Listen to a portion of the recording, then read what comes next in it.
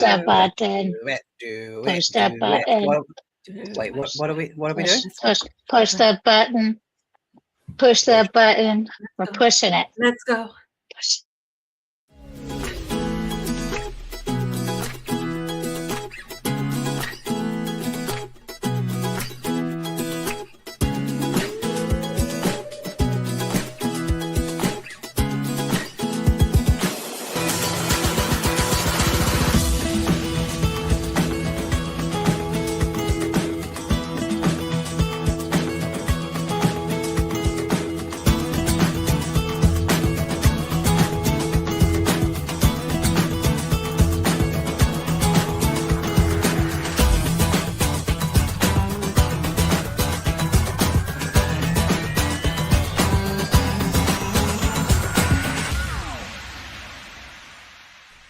This is Björn Lundberg. Welcome to Threefold Talk.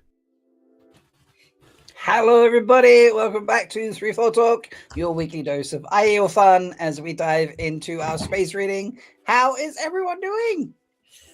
Yeah. So great. Yeah. So happy to be here. Yes. More stabbing. I love it. More stabbing. We're not allowed to stab the wise ones? I mean, you can consensually stab the wise ones, of course. What is wrong with this one? Look, sometimes daggers it had a catheter inserted to it or something. Yes. Oh no. It grew. It was a growing stabby thing.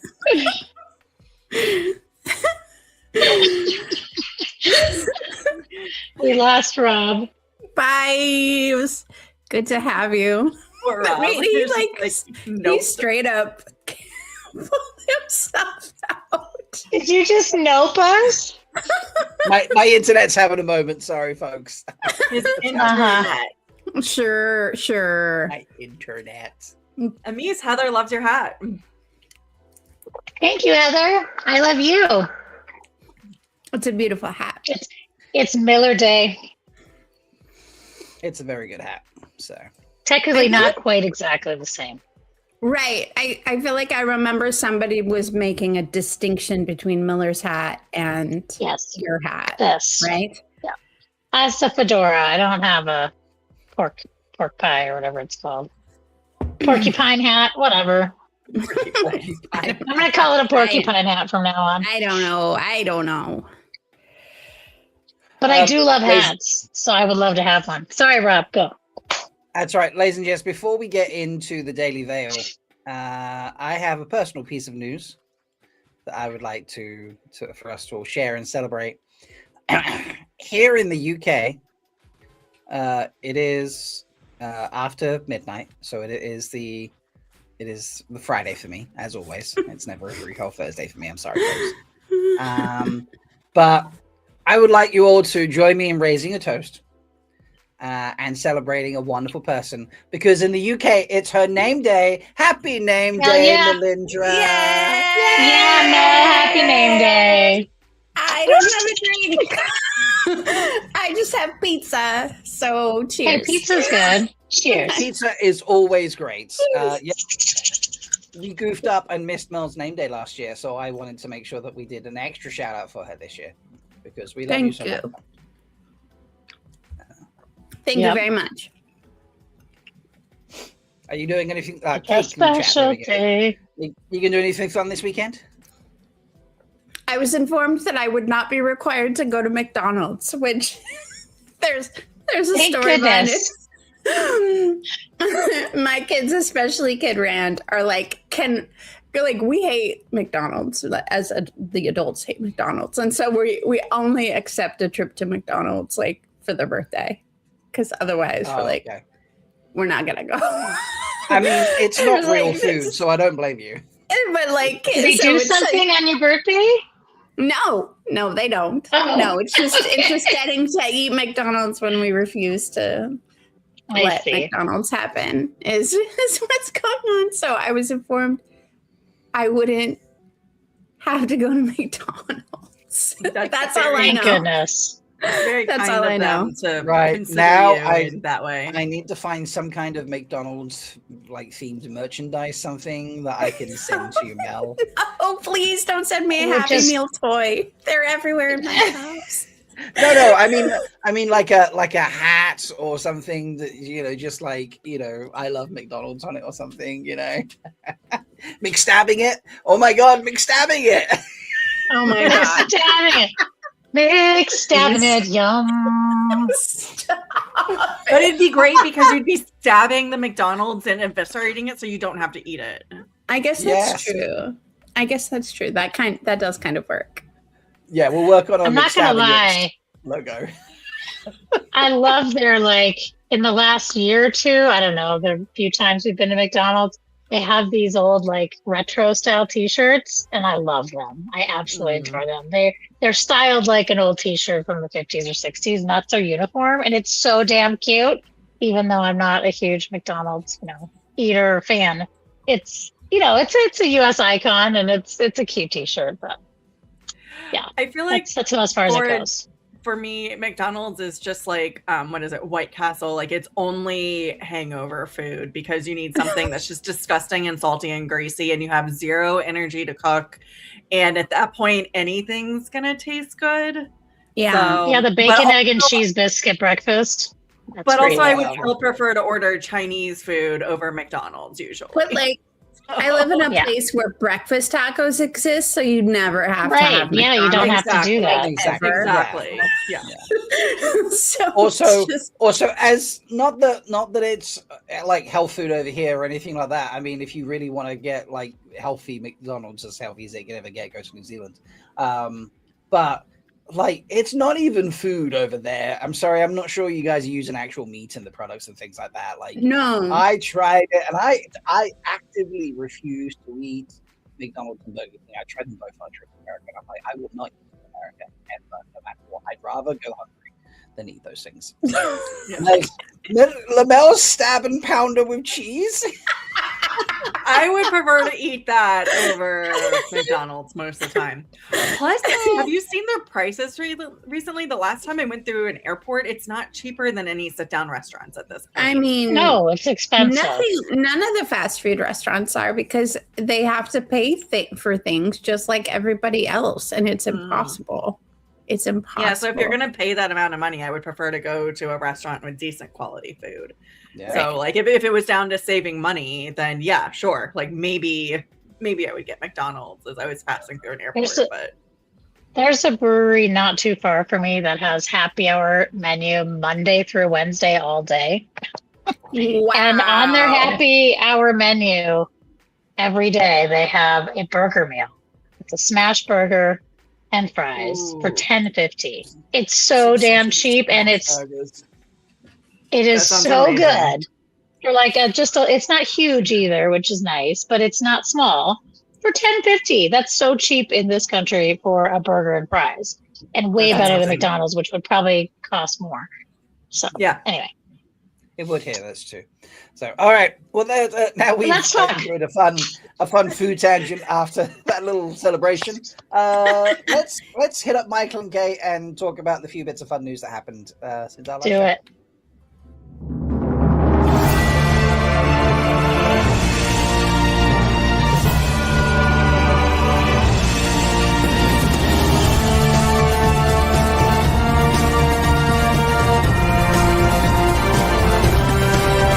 Spear brothers and sisters, It is time to cover up your face. for the wheel of time has news, and we shall dance the spears with it. This is the Daily Veil.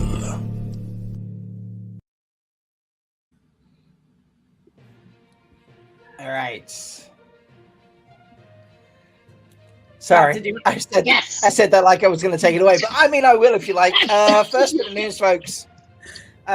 War of the Dragon, which is a wheel-time board game, has been launched on Kickstarter yesterday, on the 27th.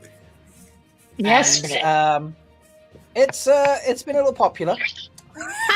This is legit This is a legit game. It's built by a person who did like the Clank game and things like this. It's it's a proper game and almost completed. Like they're still working on finalizing some of the little last bits of rules and some of the add-ons and that. But this is who's this article by? I forget. That's Direwolf.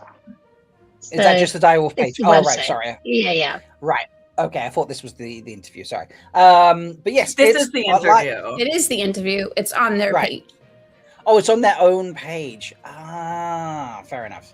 If you want to know more about it, yes, there we go. There's an interview here on the page that we're going to share a link for in the chat. But it's been popular as Kickstarter works. If you don't know how that works, basically you have 28 days to hit your target goal, so that your project can be funded. And if that happens, everyone who quote backed it will be charged, and then your project is funded and off you go type thing. Leigh, do you have the Kickstarter page? I just might be able to pull that up. Give me 1 second. Okay. Oh, look, there it is. Go. So they had a target of $50,000. Quite luckily, they seem to have surpassed that ever so slightly. Thanks to nearly 2,600 people, they've hit approximately 1,000% of that target. So kudos to them. Congratulations. Yay! Also, There's no interest. No interest for Wheel of Time out there. None. Yes, and Zero no merchandise interest for Wheel of Time. Nothing like that is important. We don't need to make money off of that. $500,000. $500,000 In a in day. 24 hours. In a day. I think it technically started like the 24th or something. I don't think it was 27th. Yesterday. I'm sure I mean, it's 27th. Really? It was the 27th? Mhm. That's crazy. It Anyway, was. we figured that this particular thing wasn't news for any of you because I You figured all We love everybody boss that we games. know has already funded it. But the Q&A is there, and you can read that. So new news Yes. for the Q&A. And back on that, oh, sorry, go ahead, Rob. Oh, just there is updates and things that they're putting through and such. So there is like new stuff on there, even though apparently every single one of us backed it. Oh no, I think there's more. Yeah. There's a lot of people out there probably haven't. I think a lot of people backed it expensively because 2,500 people, 2,600 people approximately. Some people have spent the full $300, whatever you can spend for all the extras. So, Mhm. Yeah, for sure. For sure. yeah. But yeah, I was just gonna say that last the link to the interview that Leigh-A had up too had a really cool image of Rand, which that was the first time I had seen that. That's just pretty beautiful. I don't know, I like that one. Look at him. One of the fun updates I got Carparn. from this is I think they're making it a 2 to 4 player game rather than a 2-player game. Oh, nice. Yeah. Oh, nice. Which actually, like, I was gonna get in anyway because I thought it could just be a fun game to try out, and then it's in your repertoire, and maybe people could play as teams. But when I saw it was 2 to 4 people, I was like, actually, now I'm really I'm more excited about it because this, you could still do teams if you had more than 4 people, but if it's up to 4, that gives you more options to play. Yep. So, Yeah. Yeah. Cool. I love it. I love that people are excited about it. I love that it's getting so much attention. I love that it's sticking it to Amazon. Oh, it's like glad. it's I don't know what they did, but it's flooded my Instagram. It's flooded my Facebook. It's even. You mean they have marketing? They have marketing.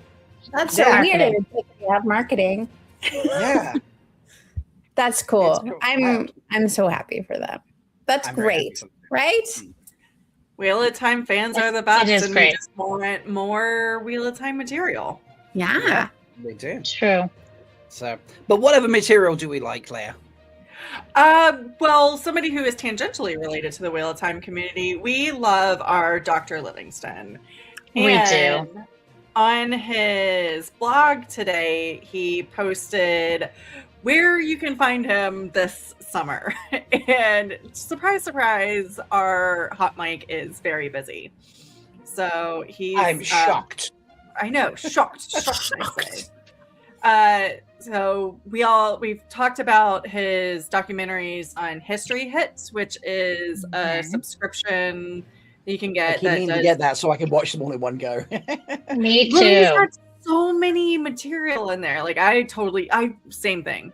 So, but he's got one for, and I wish Shelley was still on the show so she could say this properly in French, but Simone Simone de Montfort. Yeah. I can speak French too. I can speak French, but she's just got this amazing accent. She has a good French accent as well. She's got an amazing Yeah, accent. she won our what was it? We had like an accent off, and she like Mhm. kicked everybody's asses. Yeah, because she read it in the passage in French, and we just all died. Yeah, So, yeah, it was pretty great. it was not fair. So Simone de Montfort, as well as a D-Day documentary, which I heard when I read that, I was almost started crying because I'm like, that is just going to be intense. Mhm. So, but in book Ooh. news, He films on Omaha Beach, right? Doesn't he? yes, he does, and he even says in this article about how just like overwhelming that was filming on location. I bet. So great news for those of us in the US. The Ark in the Empire is finally going to be released on August 25th. So we have to wait a little Oh, while. yay. It's Excellent. been on my bookshelf for weeks. Sorry, folks. Yeah, Shush. yeah. I literally have a copy downstairs. I could go and get it if you really wanted me to rub it in. Yeah, well, I've got the original book. Look, I gotta get Toe, okay? I'm a token Wetlander. You can't do that on my birthday. It's yeah. Okay, I can't argue that it's your Good, birthday. good job calling him out, Mel. Yeah. Call him on that bullshit. But they do have release dates for the rest of the book, so hopefully the US dates stick, unlike previously. So by January of next year, all three of those books should be out. And I'm sure we'll be getting That's news exciting. from the living stands about book club for A those. read through.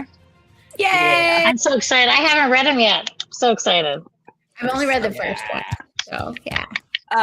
And then he's got a couple of in-person appearances that he's doing. He's basically hopping around Europe again. And then doing a virtual lecture through the Smithsonian Associates, which I'd love to know if that's Ooh. something that we could stream, or like if it's free streaming. So about Joan of Arc. Technically, Dang. Smithsonian program. And- Do it. Yeah. And then this guy is teasing a new book called Big Book of History. Well, it just says my next big book of history. So, but yes. Yeah, it's probably I'm- again another very specific thing, which he has elucidated on. And But he has the most challenging and exciting project he's taken on, which I do want to ask him, sir, you did write The Origin of the Wheel of Time. In like 3 months. So I'm just looking at dates. I'm wondering if I could sneak off to Leeds on July 6th. I was wondering if I you mean, would. I would be very But happy for you if you do. For a live recording of his podcast. That could be a lot of fun. Have you listened to his podcast? I'm not currently up to date. I'm a few episodes behind, but I do listen to Bone Blade. Yeah, it's a lot of fun. But So yeah. So anyways, Especially, that is Kelly's so chill since he retired as well. So mm, not that he was not I chill love before, him. but, you know, Right. like he just has like no youth students and that to deal with now. It's like, yeah, life's great. So yeah, that's the news, everybody. well, and We we have got one more. There's one One more. more. One more. Really, one really more. quick Oh yeah. piece of news Oh, from yeah, the this is why I forgot Sanderson there was news. sphere. It's just a quick article in Deadline talking about Skyward, which is a non-Cosmere series that Sanderson writes, is going to get a TV adaptation being produced by the One Piece producer. I believe it's supposed to be an Apple TV series also. But again, not related to the Cosmere stuff. So this is independent of all of that. So if you like Brandon Sanderson and you like one of these options, there'll be some visual media for you. Mm-hmm. There will be. And I believe same thing with the Cosmere stuff, that he intends to be heavily involved in the writing and the producing and all those things. So I actually don't think the Skyward's on Apple, just to be clear. I don't think that's going to be an Apple thing, just so you know. I think it's going to be some other studio. okay, So, yeah, just that works. so like if you don't have Apple, you might see a Sanderson thing. We'll see. I don't have Apple, so I don't have to worry about seeing things. Yeah. I'd have Apple if they picked up Wheel of Time. I just updated my phone. You missed the opportunity for me to move to iPhone. So, you know, yeah, just saying Apple. Ooh. Yeah. But there we go. Anyway, enough of lamenting over that. Well, that's Palette our show cleanser? this week. Yeah. Palette cleanser? Sure. Leigh-A, we need a little affirmation maybe later. Oh, I don't have those near me. They're That's in my fine. D&D Yeah. bag. Oh, go and grab those while I play the palette cleanser. Okay. Here I come to have your day. Placentamon is on the way. Placentamon.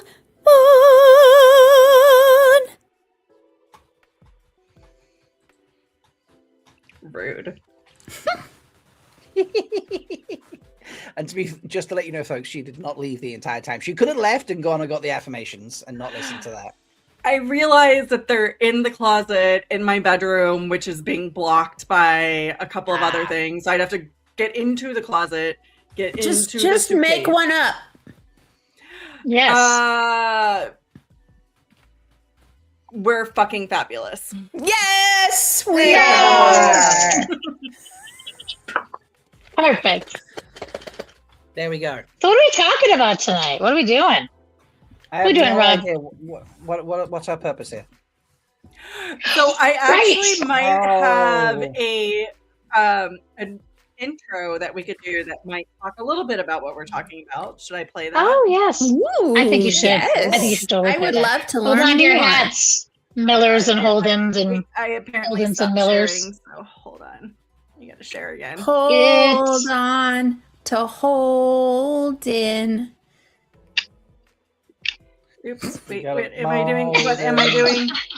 What am I doing? Okay, I don't know what I'm doing, but we're gonna pretend that I know what I'm doing. we're just so excited for this special Tilting Alex windmills on in the dark. Okay. I'll Can you turn guys hear it? Yes. here. Yep.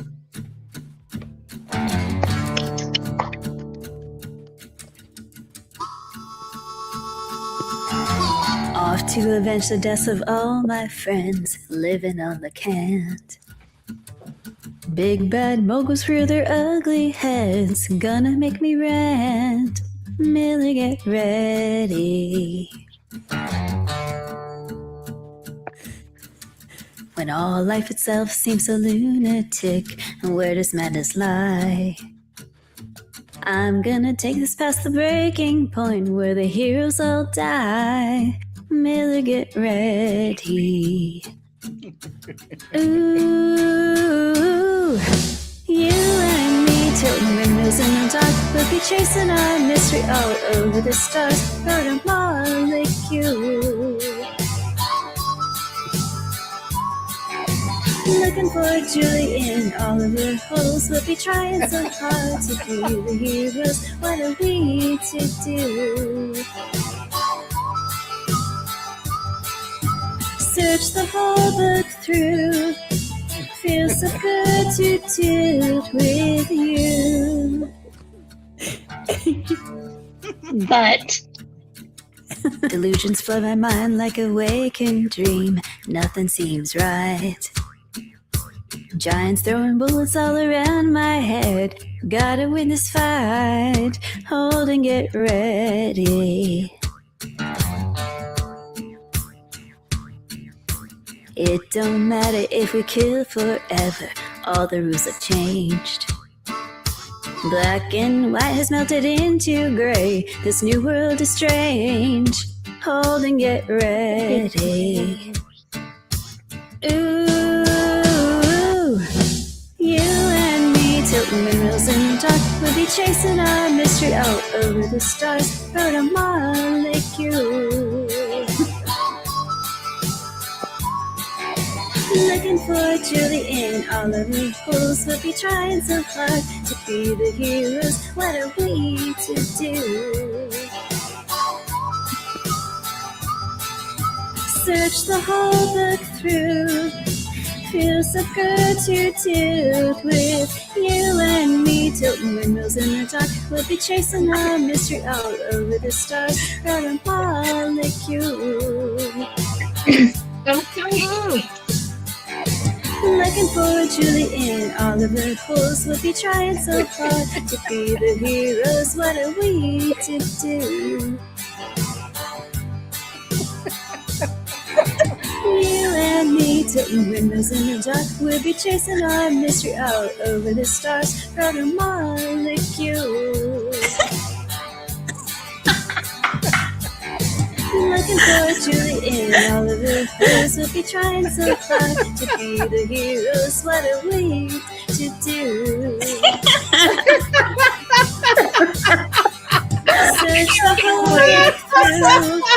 Feels so good to do with you.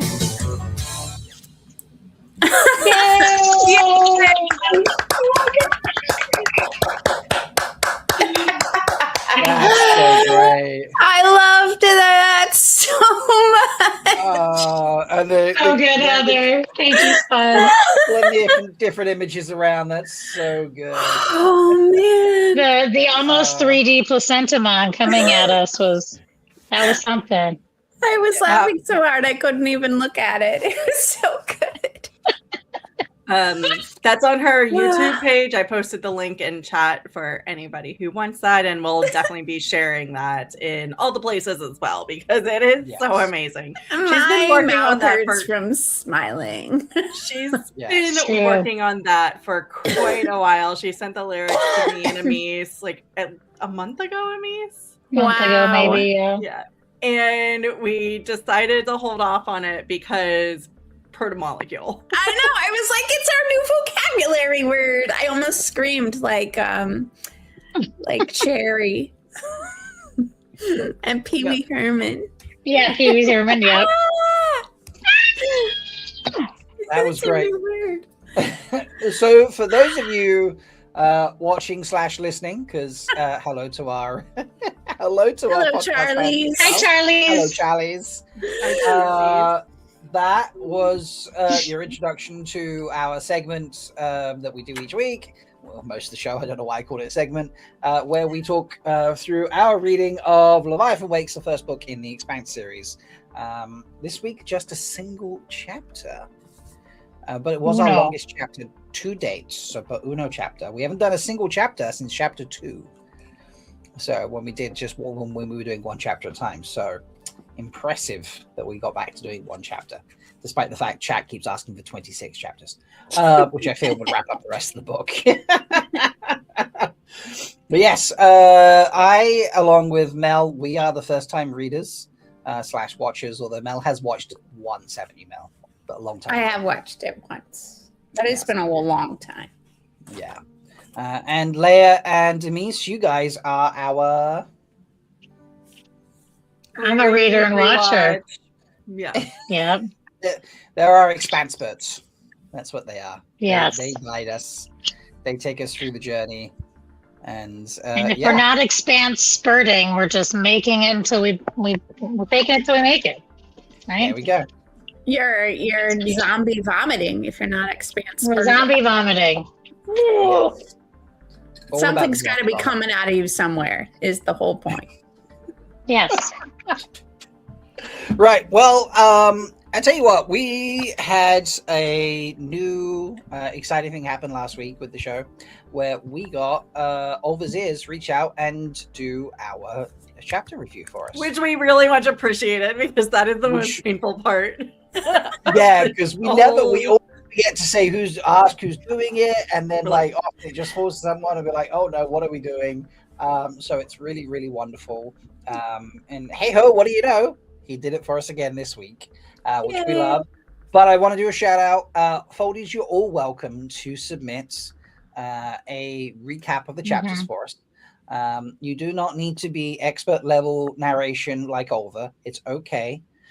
We just want your passion and your delivery. There's the one single stipulation I decided to throw in. You've got to start with, hey ho, what do you know? Okay, because I fucking adore that as an intro.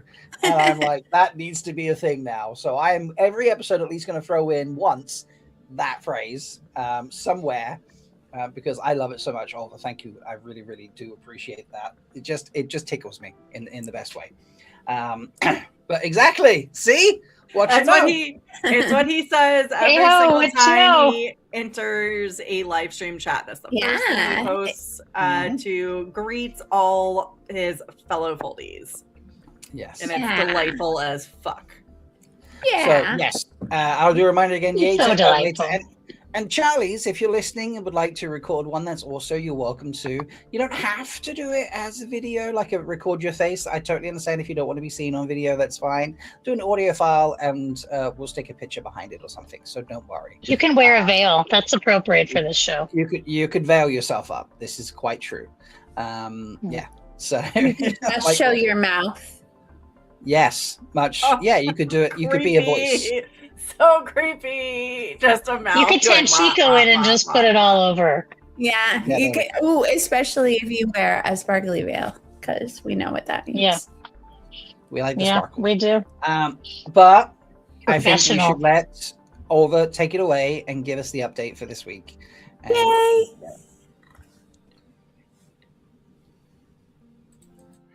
Hey ho, what you know? This is Threefold Talk covering The Expanse, Book 1, Leviathan Wakes. In our last episode, the crew of the Rocinante had approached the asteroid, harboring the ship that Julie escaped from. Chapter 34, Miller. The crew is gathered in an airlock. Alex has docked, lets them know that there's a hard vacuum in the other ship, which we come to find is called the scopuli. Even though there's a hard vacuum, Miller thinks that it's even money that something's going to jump out at them. As they go through, Miller sees the zombie vomit in the galley, huge room with torpedo tubes, and notices Julie's footprint in some crusty old bleh. They head on down to engineering.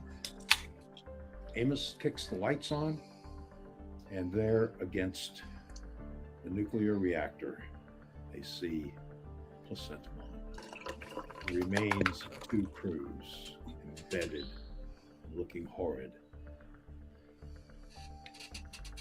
They head back out, just disgusted by the sight. Julie's holding cell is noticed by Miller because he figures there's no brig. They head over to Ops, where Naomi says she's going to look around. Miller and Holden head on up to the bridge, and Miller sits down at a console. He's able to pull up the internal video of the ship, where he sees Julie moving for the first time. He'd only seen still photos of her before, but he sees her moving. He also sees the first instance where one of the crew members starts showing signs of infection. Holden, at another console, finds a file produced by a company called Protogen, and they talk about what they found. This virus, or whatever it may be, that they call the protomolecule. And this whole process has been 2 years in the making. The motto of Protogen, first, farthest, furthest. Gotta wonder about them. That's it. Thank you. Yay. He almost put me to sleep. That was so nice. I love the chirpy birds. Yeah. The birds were amazing. So peaceful. I know, right? I want to sit in Overseer's backyard and listen to the birds. Mm-hmm. Mm-hmm. Mm-hmm. It was just so sweet and so cute. So there's the bar, everybody, but it's not a bar you have to reach. Okay, we love you all just as you are, and you can record a review however you like, as long as you start with, hey, what you know. Because I just love that. So, but yeah.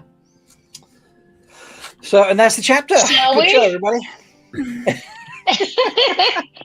Let's get into it. Okay, Holy Yeah, go shit, on. what a chapter. What did now? we ever learn the name of this ship? This chapter. Oh, it's the pirate ship. The Still pirate the ship. pirate That's all we ship. know. Still the pirate ship. I'm glad I'm not the only one who's confused about the names of fucking ships. No, there's no I name for got a this one. chart for that if we need to, I can go through again, but we did that last okay. week. It So has not I- been updated since last week. I feel like some predictions were addressed this week. Some predictions were There Wait, validated or invalidated. Yes. But I feel like I'm about to have a lot wrong. Well, there was a couple that I wasn't sure if they were actually confirmed or not. Rob thought that in chapter 22, thought that Earth will come into the politics of this conflict in the next book. So they technically have or have not been confirmed as to coming into this conflict yet. So I don't know if that's. I mean, there's We're gonna- no guarantee that anything more happens with the Earth Company in this book. So I might Well, get away with that one. I probably won't. And this is halfway through, and now we have a new Chekhov's gun. yeah, and this is like this gets a little bit back to the previous chapter in that like it was the ships were from an Earth shipyard, but it's more of a company thing. It seems like this like protomolecule. So I didn't know if that was one, and then I didn't write it down, but Oliver's ears called it in chat that what did he say, Amis? About Yeah. which? What Oliver's ears said in the spoilers chat that Rob had predicted something. Oh yeah, it's one of his questions for today about the party. Oh dear. He wanted to know, Rob, if you if you had a question about maybe a possible third party coming into this. You had talked about this in the past about adding more of these players into this game. But if you said Earth is next in the next book, who could the other player be? Well, it's just a company, isn't it? Doesn't necessarily Just a company? Yeah, it just doesn't mean that Earth has to be involved just because a company's involved. That's True. like saying, America got involved in something because Facebook did something. Like, no, Facebook is just a company. So Yeah. Mm-hmm. I don't True feel facts. like any of you guys are giving me credit for the corporations are behind it all theory. Yeah, Why into is that. no one I giving think Mal I mean, props? we're getting to that point. Here is a corporation. You just never made it an official prediction. I said it multiple times. You've said it multiple times, but I asked if you wanted to make that an official prediction, and you were just like, "I'm just saying." She would never say I'm just So saying. acknowledge that yes, you have said it multiple times, but it didn't go in the notebook because you didn't want to make it official. Okay, forgive me Although- for not understanding the protocol. So I will say, There's so in many protocols here. chapter 23. So after separate the episode after Rob's, we're not sure if we're calling it confirmed or not yet. You said two things. So one was, I feel like we've got the full one on this now, so we can call it whether it's confirmed or not. So Okay. you said Julie got attacked by Placentamon and got away, unlike Derek. Made it to belly button Eros, but knows she's sick, so invokes Polanski, knowing Palpatine will send rescue, destroys apartment, then either dies or commits suicide. Then you also said you think the scopuli is mind melded with the whole crew is mind melded. Even though Julie's body looks intact, she's still got a form of life growing through her. From her, she becomes something else. The solar self, Borgish. I think that's all confirmed. I think that's pretty much confirmed. Well, we don't know if Julie's still alive or not. Yeah, that is not confirmed. Julie's dead. The organism known as Julie, it does not mean that Julie's alive. It's unknown as Julie. Okay? Like, no. That's like saying a zombie is still the person. No, not how it works. She's alive in this video that Miller gets a hard on about because he finally sees her. Well, that's true. Yeah. And he's like none of you follow the laws of physics clearly. I will say I did Malkier physics inquiries. I did specifically note that at the beginning of the chapter, Amos is pointing a rifle, a reactionless automatic rifle. Yes, I noted the word reactionless, and I was like, interesting. Okay, we're getting closer to understanding what's happening with these shooty things.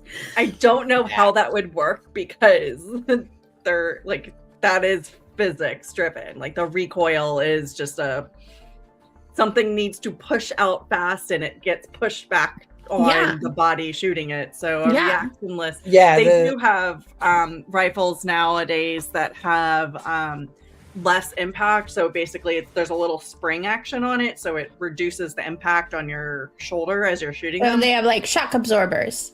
Yeah, essentially that's what it is. Yeah, but not reactionless. It's just reduced reaction. Well, maybe it's a branding. We call things reactionless or whatever-less when it's not actually completely that.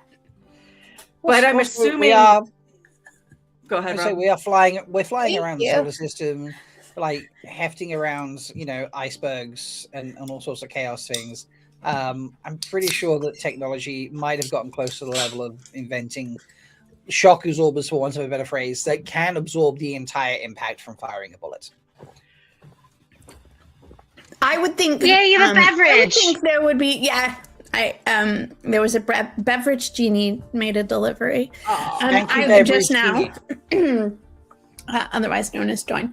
I would think that. I mean, even now they could use quantum mechanics to make that happen now. So I'm sure that in the future they could do that even better. So I think it's possible. I would just I would like them to dive into that a little bit more because I'm just super curious. I need a glossary. Yeah, give us a bloody glossary. So, yeah. Very cool. Yeah, were there any other nice that were made or broken this week? There was a whole thing about Dave and Derek, and I think they got mashed together. They got mashed together. I got the name wrong. Yeah, I got the name wrong because it is Dave, isn't it? It's Captain Dave. No, it's Captain Darren. And Dave is not. Dave's the one that got completely different entity. Dave went out the airlock. And I appreciate that we got a Dave Redux because that's who I was worried about. That's who I felt sad about because Julie really cared about him. And I read that thing about him watching the video, and then I flipped back to the beginning of the book to reread the Julie's version of it to just when she was hearing it. Give him a proper bookend of the end of his life. Oh. So Dave got spaced, and it's Captain Darren who is now part of the cabal around the reactor, right? And I made that all to be just one thing, which is Derek. Yeah, so because of bloody the Good Place. Because obviously Dave and Darren equals Derek. There we go. Obviously. Yes. Totally true. Understanding. Thank you for finally starting to understand how Wetlanders think. Wow. So are we going to get right into the reactor, or do we want to start with something else, I guess is my question. I mean, let's tease it a little bit. We got a whole episode to do. I just didn't know how excited you were. But I actually posted, I was well behaved this week, and I actually went and created the channel in the section of the server where, what is that section called? What is that? Threads or something? Shari Moro. Yeah, no, but it's not like threads, it's like, anyway, whatever. There's a whole section in there where you can add your own channel specific. Yeah. And I actually went and put it in there and set the channel for it. And I typed in, well, for once it seems like Tweedledee and Tweedledum behaved.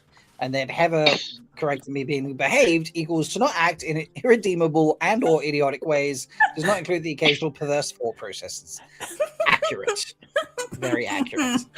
That's valid. I have it's to say, ubiquitous at this point, Holden. Yes. And Molden. I have to say they were a little bit more like less gung ho this week. They were scared. Yeah, So but they actually scared. fought through some shit anyway. Shari Morrow, I don't know the answer to this, so I'm making an answer it live.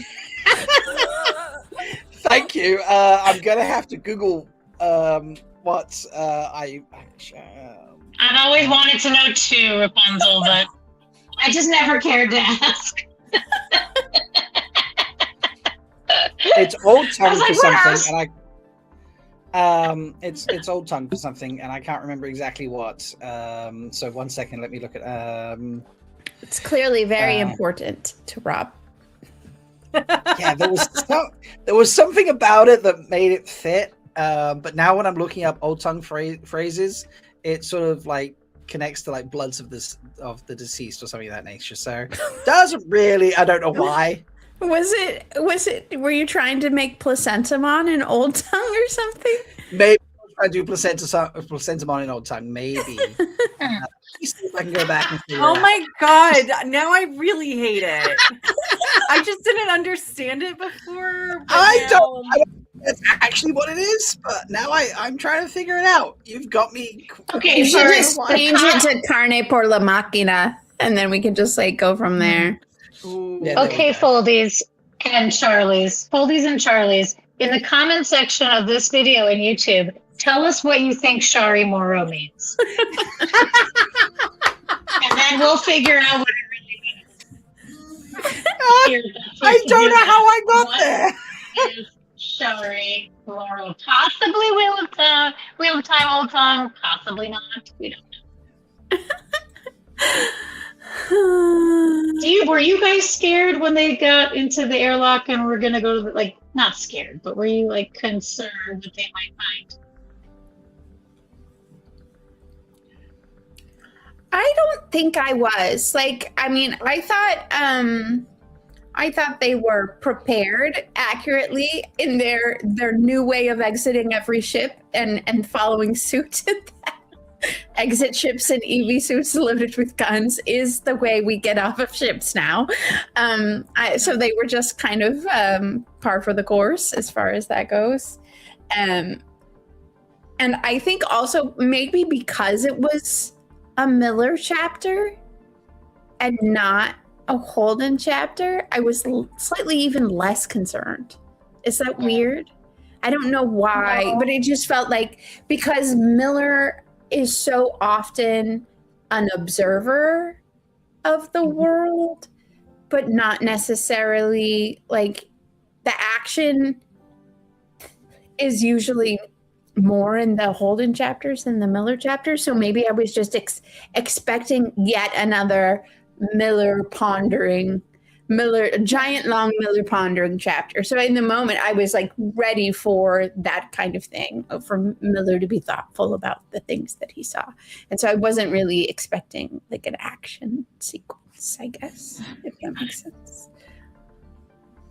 So you weren't stressed out as they were finding like bits of vomit, dried vomit, and like going to when Amos goes. I mean, they were in going to the engine room, and you're nothing just like, was alive. It was clearly that nothing was like living. They were stepping in stuff that had been space frozen, and yeah. I thought all of that was. I was more just like curious, like what are they gonna find? What are they gonna find? It was more like that. I wasn't nervous for them. Yeah, I was the same. Like two things. Hard vacuum, I was confident that still meant that there would be like no active placentamon issue on the go. Like maybe in like one of the, like not like it's a case of, you know, aliens running around the ship killing people and, you know, putting face huggers on them and things like that. Like I wasn't worried about it. I wasn't thinking we were gonna get vomit zombies around or anything like that. And on top of that, as we then got into the ship, they didn't split up. They didn't make stupid decisions. They went carefully. Everything was very They didn't controlled. randomly have a black guy come with them that was gonna like just get killed off, because that's what they do in horror movies, is kill off the black guy. Yeah. Everything felt like they were being careful and considerate about what decisions they were making. And as this book has shown, that's usually when the action is at its lowest, when they actually think about what they're doing. All right. Okay. When they're not thinking about what they're doing, it's like, should we just run off to the bottom of the casino and see what's going on and leave everyone else here? Maybe because Miller and Holden were not by themselves together. They could keep them in check a little bit. They're not just like, let's just kill everything. Naomi and Amos are babysitting them. Yeah, exactly. Yeah. Also, I love that they went. Like, I was surprised that they even agreed to go. But it's almost like they were like, okay, we gotta go because these fools are gonna get into trouble again. Yeah. They're gonna find something else, and then Holden's gonna like wide beam it out to everybody with nothing holding him back. It's weird that his name is Holden and he doesn't hold back ever. Yeah. Well, I thought it was interesting. He was like, don't split the party. Naomi, don't split the party. Then all of a sudden Amos is like, I'm going to go over here. And they're like, okay. And I'm like, oh no. But it's more like they left Amos, right? It wasn't that they, like, Amos didn't, like, they were all with him. And then they're like, okay, we don't want to watch you work. We're bored. So we're going to go check out other things. On top of that, like, I think they kind of explored where danger was most likely to be on the ship at that stage. There was enough explored of the ship where, okay, nothing's jumped out of us. Everything's been kind of, everything's dead or, like dried out, so on and so forth.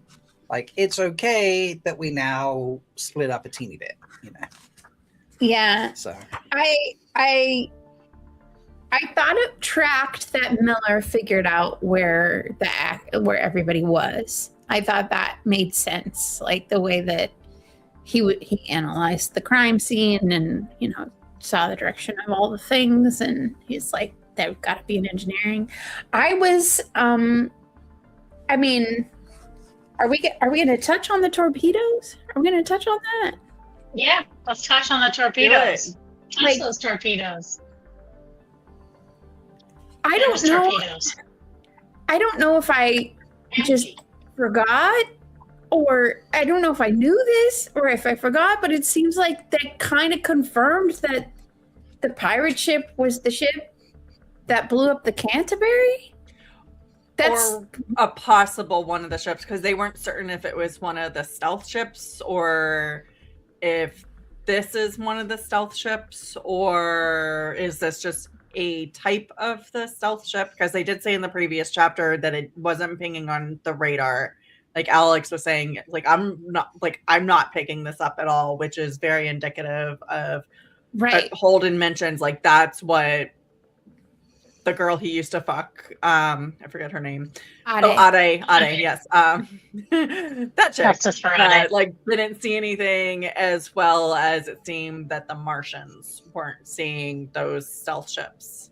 Right. So it's a stealth ship like the ships that blew up the Cant. I mean, yeah. And they saw the torpedo tubes, and that's really sus. And I bet if they look even further back in the logs, they'll find it. I feel like I'm like with 90% confident this is the Cant killing ship. And so, does that mean? Are you predicting this? Yes. Okay. What is the protocol for making an official prediction, Leigh-A? So I don't know what you're doing right now. You say the phrase, I am making a prediction. Yes, because there's just like, there's you like, write that your down? Brain just starts. I'm writing it down. I predict on the Stabby that this is the ship that killed the Cant. Okay, writing it down. So save me, Stabby. I love you. Okay. So, Yes. but it took me, I had a moment where I was like, what does that mean in the timeline? Does that mean that the Scopuli crew was already on the stealth ship when they fired on the Cant? Because they would have had to be, right? Not necessarily. Well, they were responding to the Scopuli's to the distress Oh yes, signal, yes. right? Yes, So- you're right. Go back to my charts. But it, So it but like it led them circled to back around, right? Because it Yeah. like appeared out of nowhere, right? So they circled back, or they had just gotten taken. Like it was like, I mean, we had thought that there was some sort of time jump between those things, but it seems like potentially those things could have been like 160 hours between the crew coming on board, or probably a little bit more, because he says like he jumped, so he like jumped a couple hours, so like 160 to maybe 180 hours of time jump between capture of the crew and signs of weirdness.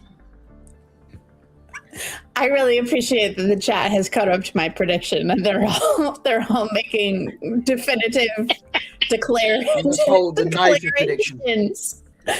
of it. Anyway, So it's just like, that's so crazy that like the crew would have been imprisoned or whatever when they destroyed the Cant, and that makes me sad, right? Like Julie was in a space locker when all the Cant people got blown up. So they were like really close. Like they all actually started out proximally so next to each other. Mm-hmm. Yeah.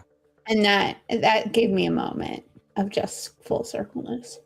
A few of those this chapter. It's obviously. all confusing to me though, because doesn't she take the Scopuli back to Eros? She takes the shuttle from the pirate Oh, ship. the shuttle from the pirate ship. Okay. That's I right. feel like I need to pull up the chart again, so give me a second. It's okay. I don't think we have the shuttle called out specifically as a separate ship. It's on the not. chart. It's not. I do. So we need actually. We I need to add. actually Oh, do. you do. Oh my god! Of course you do.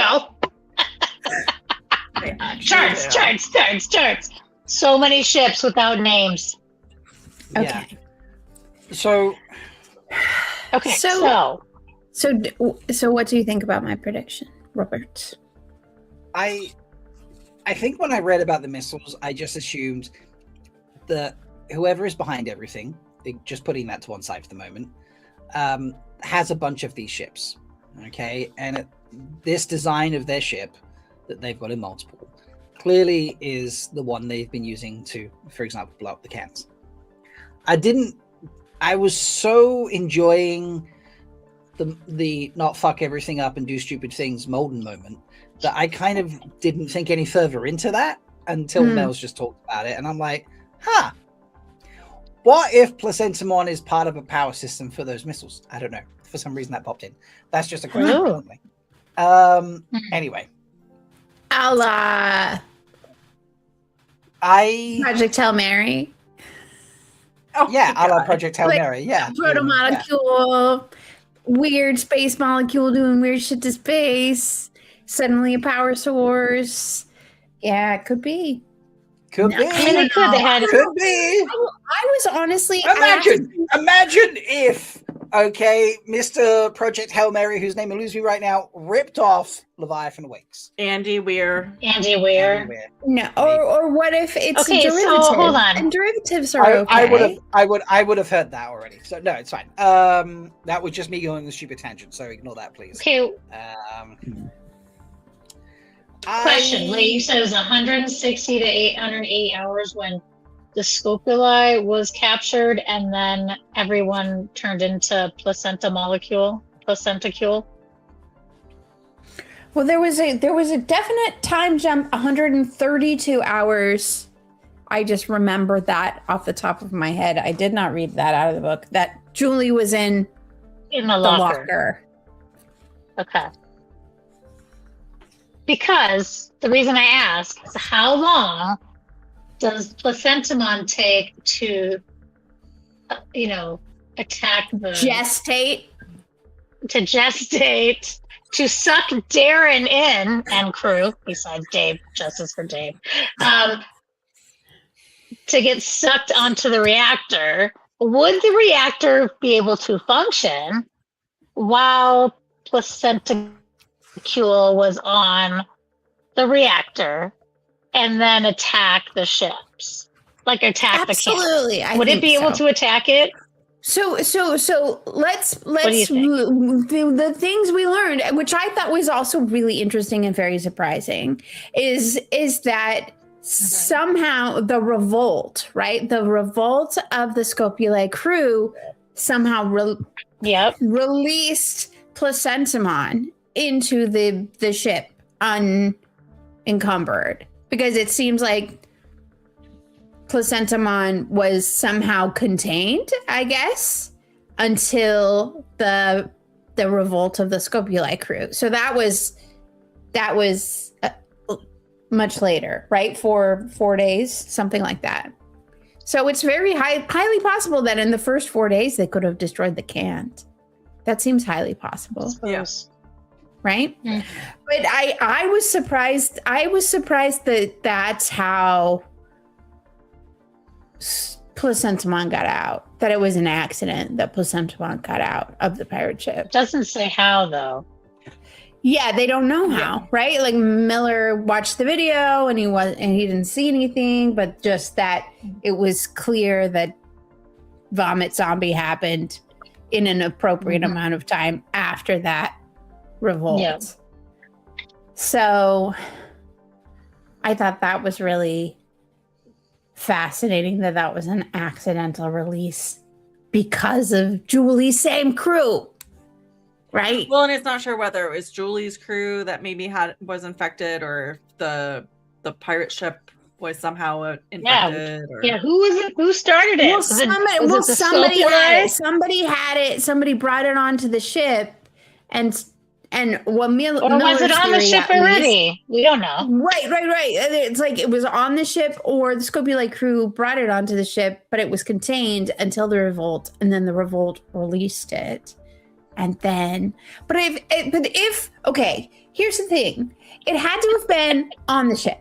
It couldn't have been brought on the ship, right? Because I was just questioning that, because Protomolecule and Protogen and all of that stuff was the video that they pulled up on the ship. Or did Julie put that video on the ship? Like, it feels like the ship was a Protogen ship, right? And they're the protomolecule transportation people, and they had this whole plan, and they watched the whole video. Well, they're certainly communicating with the ship. We don't know if clearly, right? So clearly they were transporting protomolecule for reasons. #reasons. Yeah, Julie did call it the Phoebe bug.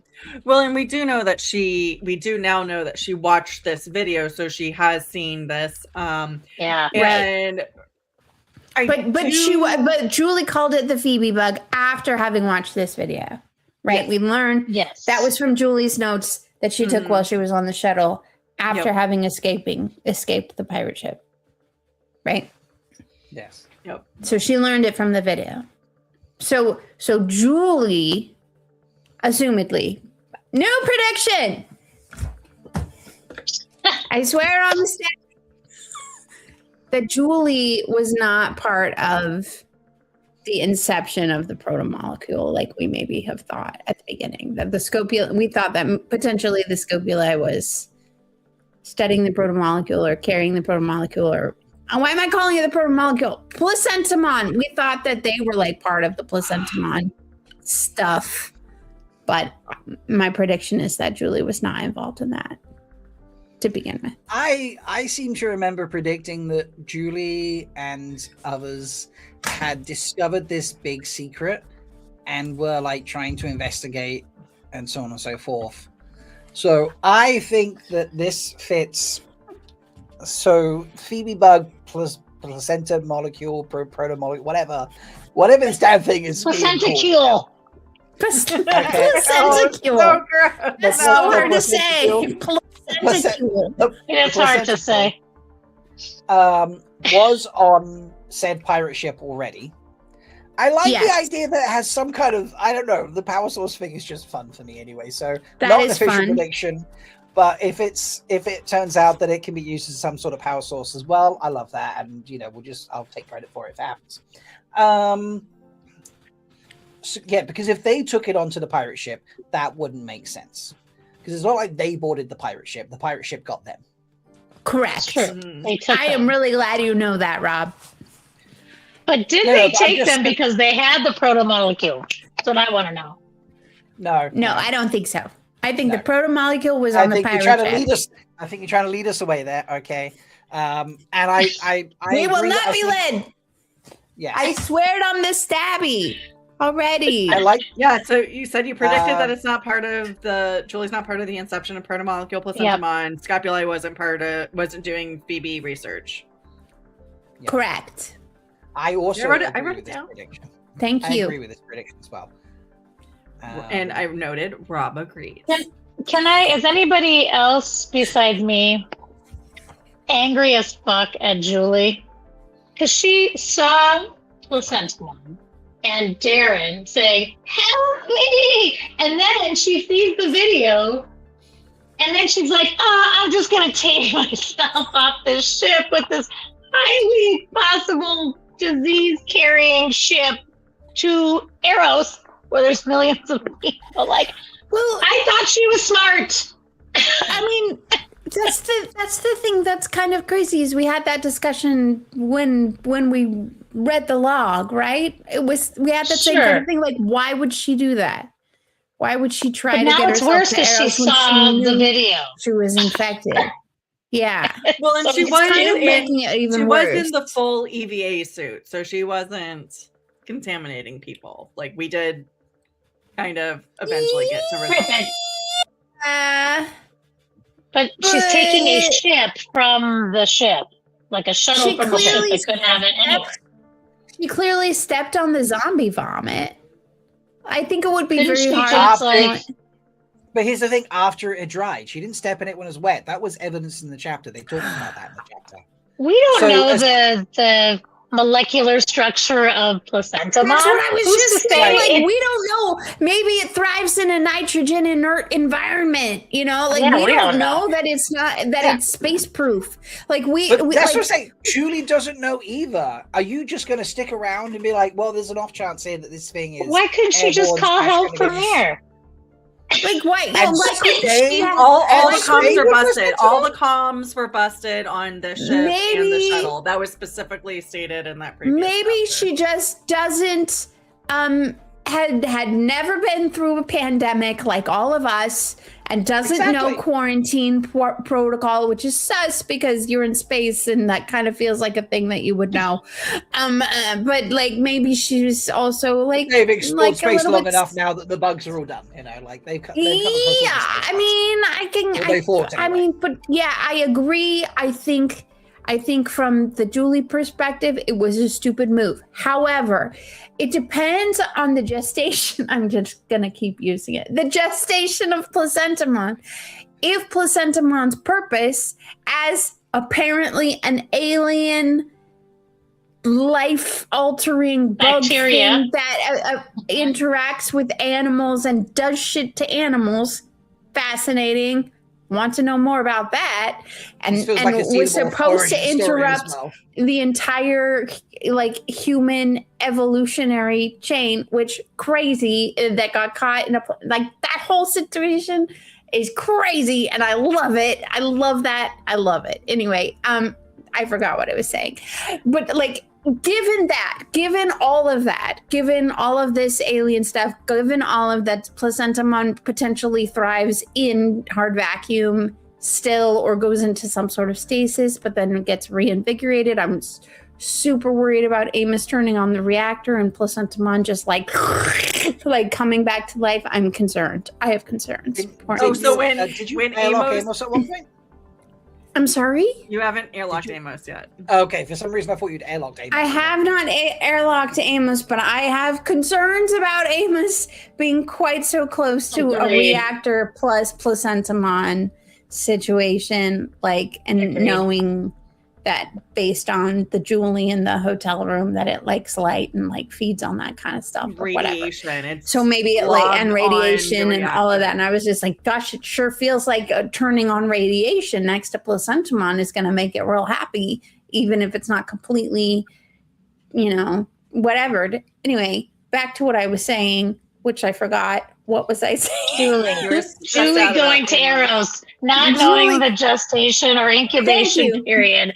Yes, Julie not knowing the gestation. Thank you. The point I was trying to make is that it is highly possible that placentamon had infected Julie in a way that she no longer was in control of her actions. And placentamon, as a virus, was trying to find more food. And so it was controlling her actions in the sense that it was making her go towards a populated area because that is placentamon's need to do. Right. But it could have made her turn on the reactor. She was only partially in control of her actions, and she was being influenced by placentamon's like virus related stuff. Like she couldn't quarantine herself at that point because placentamon's will to live was so big and vast. Okay, Rob, go. Now bear in mind this is going to be a little harsh on Julie, so I apologize. I think we're giving her too much credit. Okay, because if you walk, so let's say you go into space, okay, and you land on a planet somewhere that all sensors say is barren, you're not expecting to see a creature or anything like that, and you stumble across some life form, okay? Why, in your head, is your first reaction going to be, that's a virus that is human-sized or reactor-sized or whatever, and thus I'm now infected, and I'm going to go and infect anyone I come across? Why is that going to be Julie's first thought? Why is she not going to just see placentamon and think, alien life form, I better run, and runs? Like, why is that? Because it had absorbed her captain? So it eats people? Again, why does that make it a virus that's going to infect her and turn her into a zombie? He was like part of it. I don't, yeah. So, well, I think because she called it the Phoebe bug, that's why. Well, and Mickey called it the bug she watched the video. She didn't watch the video before she ducked out. She didn't watch the video and then find placentamon. She watched the video afterwards. Right. She watched the video before she left. Still on the ship. And I think Mickey calling it more of a fungus than a virus is maybe what Julie was thinking. Like maybe she thought it was a fungus. Or behave more like a fungus. Yeah. Exactly what Mickey is saying is basically what I was trying to say. Yeah. But like she said it in much less words than I did. Yeah, but basically, you're not in complete control of your neural pathways at that point. I feel like you've mentioned this before and didn't hold up the stabby stab. So, I was making a lot of predictions this week. I feel like I have to airlock someone. That's just to balance it out. Airlock somebody, Rob. Balance it. No, this isn't really a prediction. This is more of an explanation, right? It's a predicted explanation, I guess. Yeah. Okay. Well, okay. So you think it acts more like, okay. I'm picking up what you're putting down. Yeah. That this is why Julie moved towards civilization. I mean, I totally agree with her. I think she just wouldn't know necessarily. Yeah, did the video say the Phoebe bug is an airborne virus or fungus or whatever? But it's not. No. Right. So at what point did Julie get infected? Like, she didn't come across a vomit zombie. She didn't, get spewed on. She stepped on vomit zombie. She stepped on vomit zombie. It's not on a bare foot in a shoe. It's possible that she touched something without knowing it. So, That's the key phrase, without knowing it. So she's got on the ship without knowing that she's infected. But then she starts exhibiting symptoms on the ship. And then she writes all those diaries. Yeah, and then seals herself in the suit. I feel like we've litigated this before and we can move on to the rest of the chapter. Anyway, we're doing the same thing that we did in the Julie chapter. We've gotten more context that is... I don't think any of it puts her in a good light. I mean, regardless of whether she's controlled by placentamon or she's controlled by just like fear and wanting to get away, regardless, like she's not the girl that Miller thinks she is. Yeah, I think we're blaming You know? her for something that is not, is something that it's unfair to blame her for. Blame her for something that she I'm not blaming her like completely. I just think like, I guess I didn't take into account that maybe her synapses were being controlled by placentamon, but because she writes pretty clearly in her journal until about halfway through her trip. So for me, I was like, if she could think at least like maybe pick a smaller station to go to, or something. Just like, but I get it. Eros is where I think she had connections.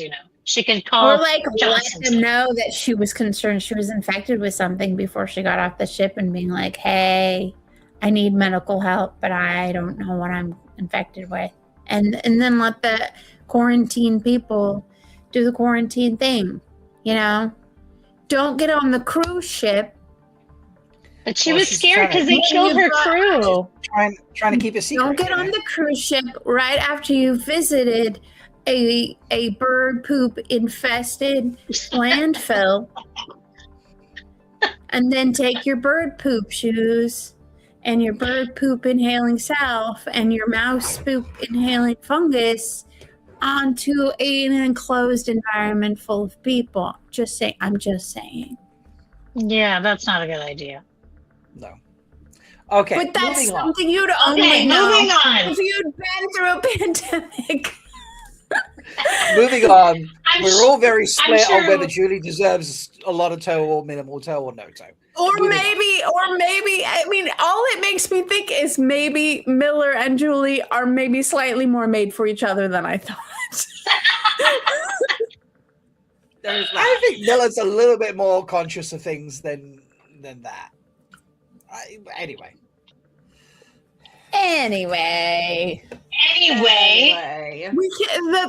Part of the reason, speaking of airlocking, part of the reason I stopped airlocking people is because like mostly we just end up with like our main crew, and I feel like I can't.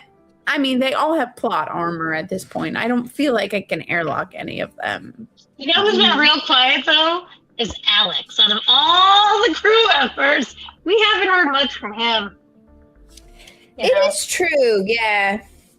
He doesn't say much, and we haven't heard any story from him, like, at all. Like, we've got a little couple clips about Amos, but nothing from Alex, really. We know he's from Mars. He was in the Navy.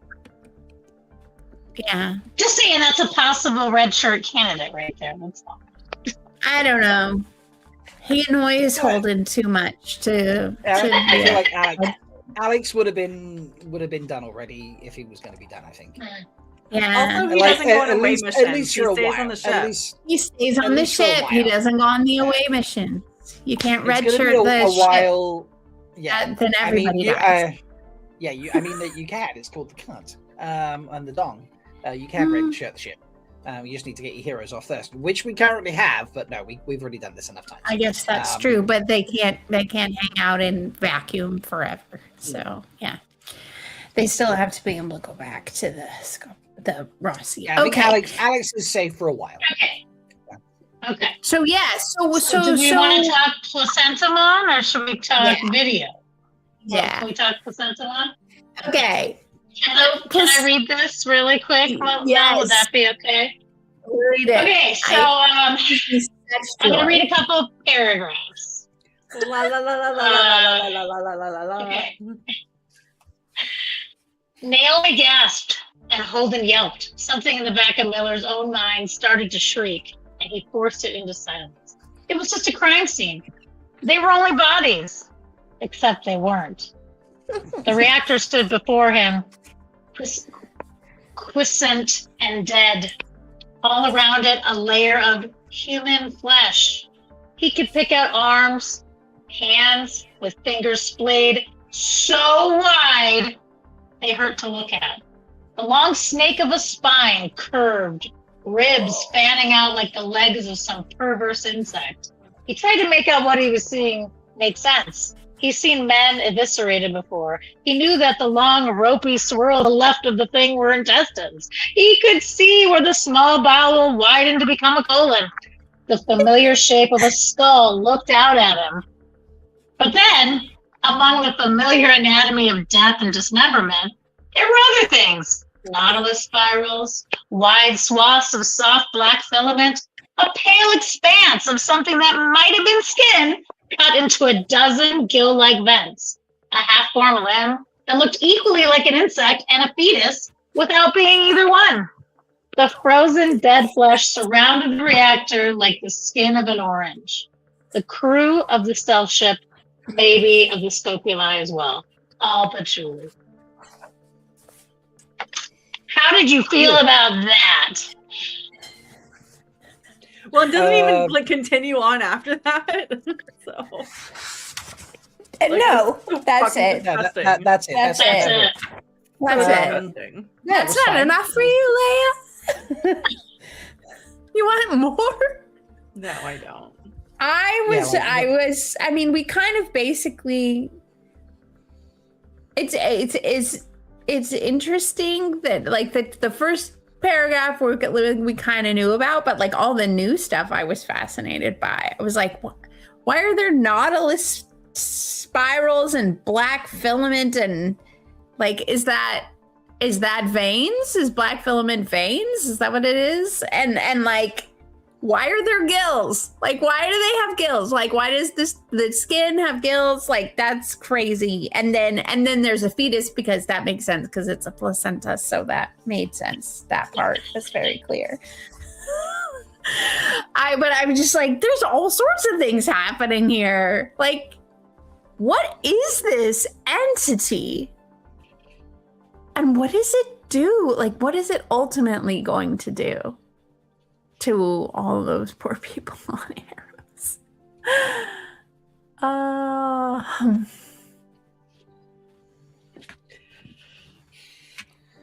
I feel What did you bad. think, Rob? I kind of read this and was like, yeah, it all makes sense. And kind of just didn't really overthink it. Think about it? I was just like, it's absorbing people and just like moving their flesh around but to like try out shapes and things and whatever. And I was like, okay, gross, but kind of what I expected. So it's given like that it had then. a wobbly head on a limb at the beginning of the book. Like, I was like, this just feels like a natural extension, pardon the pun, of that situation. I guess I had thought about it as like a self-contained entity that like absorbed people and got bigger, and not an entity that like morphed the things that it absorbed into something very else. nappy shapes. Yeah, I mean, I know that like Julie, like we learned Julie had all of these things growing out of her and tentacle things and stuff, but this is like a different thing. I feel like all of the descriptions of Placentamon that we have gotten have been wildly different. Like what? Like every description we've gotten are like, I love Skeeter's comment in chat right now. Scene, twisted biological horrors. Rob, yep, that checks out. Moving along. I don't know. I guess because of the first description made me think of it as a placenta, and then the Julie description made me laugh because it was growing out of her vulva, and I was like, hilarious, placenta also. And then like this is like not necessarily fully related to that, but also a fetus. It's almost like they're like reading my mind the whole time, and I'm okay with that. But at the same time, it's different every time. So the description is very different every time. So based off of all the descriptions and like from Eros, from Julie's chapters, from what it's evolved into, and then also hearing what the psychopath said in the video, like do you guys want to make a prediction of what's happening, or we need to talk about that video. The problem is are you trying to make us make a prediction? I'm wondering if you have predictions that are worth noting. I've made so many. My problem is that Spuds has made us a placentamon that I like literally when I read anything about it, I'm like, how does that fit into Spud's visualization of placentamon? It's ruined me forever, and it has to that is my that is what it is to me. Like the cartoon with the creepy hands and the cute face is what it is to me, and all of these descriptions are confusing when they don't match that, is my point. Yeah, that's fair. So has anyone seen the I forget what it's called, but has anyone seen Spud's artwork is just so good. Has anyone seen the basically the origin story for the Alien movies? I forget what it's called, like Covenant or something stupid like that. Yeah, and I watched them all, but yeah. Nope. Okay. So that one kind of explains that like the xenomorph thing is just like some kind of, I suppose, molecule, virus, whatever thing that like joins with the DNA of another being and creates, in this case, a xenomorph, but can create a variety of things, such as, and that kind of explains why we get different types of xenomorphs in the rest of the Alien franchise. And to me, I suppose I was just reading this, and then especially with the video bit that we get in this chapter, and I was like, it's a bit like that, where it kind of like changes every time and depends on the DNA it matches up with and the particular situation of the environment and things that are available to it to help it propagate, stretch, grow, whatever, and I just kind of like, it became quite free-flowing for me. So when I read this scene, I was just like, that fits with the different varieties of effects we've had on different people, and also with how we had, floating Darren on a like a limb type thing at the very beginning. Like it just kind of all fit together. I'm like, this unpredictability of it fits into my scope. Okay, makes sense. Yeah. So that's why I was so not blasé about it, but just like, fits. Okay, cool. Moving on. That's why, because in my head, I'd already given it that wide scope of possibilities. It's things that you're familiar with in the sci-fi futuristic world, like our possible futures. Yeah, I was just like, the more we learn about like the unpredictability of it is becoming more prevalent, and thus whatever form it just shows we get in a chapter, I'm just like, cool. I mean, if it turned around and we got like, a walking, talking humanoid type thing all of a sudden next chapter, I'm like, that doesn't fit. That's too specific and too finished a product. This is a very unfinished product creation program, machine, virus, fungus, whatever. Yeah. So I also go ahead. I was just gonna say, do you think with all these different, I'm with you, Rob. I think that's super wise about attaching it, especially what we learned from the video, attaching itself on and becoming like different types of bacteria-ish type thing, whatever you want to call it. But do you think they all kind of go through, like we had the crystal type thing, but that was like Julie after she really got it. Do you think maybe like Darren and crew had those same crystals and it morphed into this more like plasma type human flesh spread? Like, do you think Julie will eventually, like, the crystals will kind of just morph into more of a stretchy skin thing, like the reactor? I think it's like a sustenance situation. There's lots of sustenance on the reactor in that for the placentamon as we're first introduced to it. Julie was starving it, like on the ship by herself, in the EV suit, hiding in the hotel room, turning off all the power and the lights. Turning off all the power and things. And so it was in like a preservation mode, and it was like slowly trying to find sources of power or food or something. So a harder crystals, no juice, basically. Yeah, like a stronger shell to reduce any like loss of heat, to moisture, minimize your energy loss in essence, whilst trying to find some. Whereas placentamon sitting on a reactor, like that's here's a constant food source. I can be very free flowing and experimental and all this sort of shit because blah blah blah blah blah.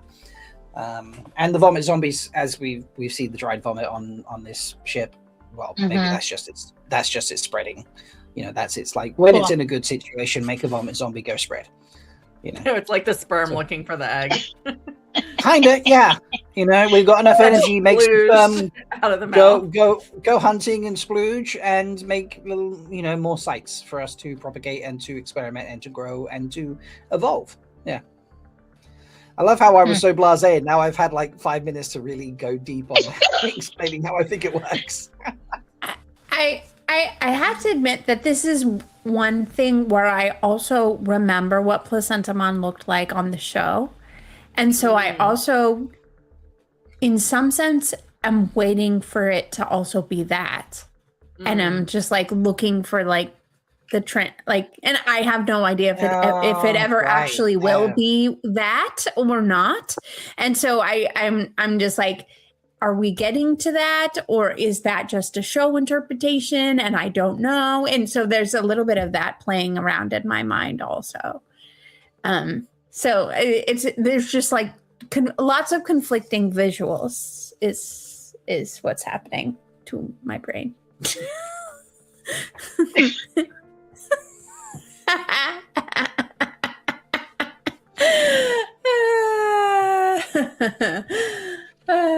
what do you think? I'm willing to bet that the TV show Placentamon. Sorry, I'm willing to bet the TV show Placentamon more closely matches the quote end product Placentamon that we see in the book. I'm willing to bet they kind of like got closer to that quicker. I'm actually going to write that down because I do want to just keep that as a note for later. I'm not going to make it an official prediction. I'm just going to say that. When we get to the TV show comparison bit, I would like to remember this moment where I'm like, I bet the TV show Placentamon is closer to the end product book Placentamon. Because why have, multiple steps of Placentamon? Why not have like far less variations and ones that are far more connected to make it easier visually for people watching to understand this is the same creature over and over again? Whereas in the book, it can be so different because you can take the time to give more exposition and explain processes. Yeah. Okay. Yeah. Interesting.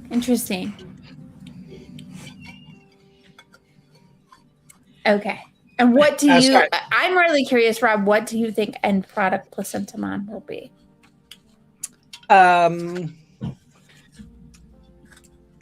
Cute little blob with 2 hands and a swoogey little cute face. I don't know. I have no idea what end product Placentamon's going to look like. Should be. It's the best version. Wait, these two now are really just like, look at them there, like covering faces and looking away. Be like, I think our Placentamon's the way to go. I think we're good. Yeah. I mean, isn't this the evolution of Placentamon? We get Megamon, Supermon, and Ultramon. Yeah, there's 3 of them. We've already decided what the evolution is. Yeah. If you say should we talk about the continued bromance of Holden and Miller? I think it's coming along very nicely. I think they're getting any day. It's almost like 2 chapters to lottery. That's what I say. I can't predict though, because it's interesting that Miller comes along in the excursion and just kind of like does what he wants, and Holden's cool with him doing whatever he wants, and they like have this almost like simpatico understanding of each other that like is born from people who have worked together for like forever, and they just know each other, and they're just like, I mean, they've been through something crazy together. They went through that whole crazy thing, but the way that they just like slide into their appropriate seats on the bridge and like just go look into their things and then exchange information, like they each know what they're doing and they're each gonna like learn from each other. That to me is, it's a little convenient, but it's also kind of cool that they've gotten so comfortable with each other. But if you think about the 2 characters as we've known them prior to them meeting each other, they have very different areas of expertise and concern. You know, Holden walks into a room and he's like emotional and panicky and like, oh no, what's going on? And I've got to hold it together and I've got to pretend like I know what I'm doing.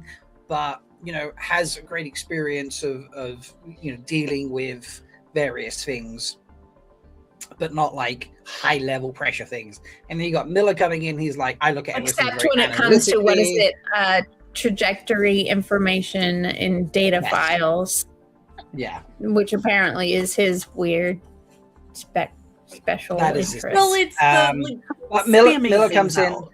He does like the spam thing out. Miller comes in and he's very like, okay, I got to analyze this. It's a crime scene. Every second of my day is like thinking like this and noticing little movements of people and stuff like that, and saying a lot less at the beginning, and then maybe being, you know, a bit like, actually hold up, do this type thing. You know, they have different areas of things they're looking at, very just straight off the bat. And different skills that match those areas of interest. So it kind of makes sense that Holden goes in and he's like, I'm looking for the big picture thing so I can splurge it out. And Miller's going in and be like, I'm looking for evidence. So I'm going to like hunt down a log or something like that, you know? And so they naturally gravitate to different ends. We've got characters from different ends of the, you know, spectrum is not the right word, but, you know, like of different wants and needs and concerns that complement each other. Different personality profiles. So it's not spectrum like you said, but it's it's the personality profile is better. Yeah, that's like they care about and are interested in different things, and those things happen to be very complementary to each other. But we've had that set up from the beginning, so them meeting and naturally behaving like that makes sense. It is convenient that it's written that way, but it makes sense when they've bumped into each other that that's how they behave as a pair. Yeah, I guess I was expecting a little bit more. I mean, maybe because they almost died together, they've moved past that, but just like a little bit more friction until they slot each other into those predictable roles. Like I wanted them to learn that about each other the way that we've learned it about each other. But it's not as interesting to read when you've already read it. Maybe like, we'll get a comment in another chapter or something where they'll say like, you know, hey, we actually naturally do this. That's quite cool and interesting. Maybe reading just one chapter or even used to 2 or 4. I was seeing a lot more of the like, you know, one side than the other side. We've only seen one side this week. Well, I think also this is the first time that they're exactly on the same path. They're not arguing or disagreeing or having any friction because Miller hates a mystery and the Rossi crew wants to know what the fuck happened to the can. And so they're on the same mission now. Now, at one point, if Miller starts like killing people randomly like he did on Eros, they might have friction again. You know what I mean? Like, I think they are like, they're in the same zone right now. So they're balanced. There's no friction.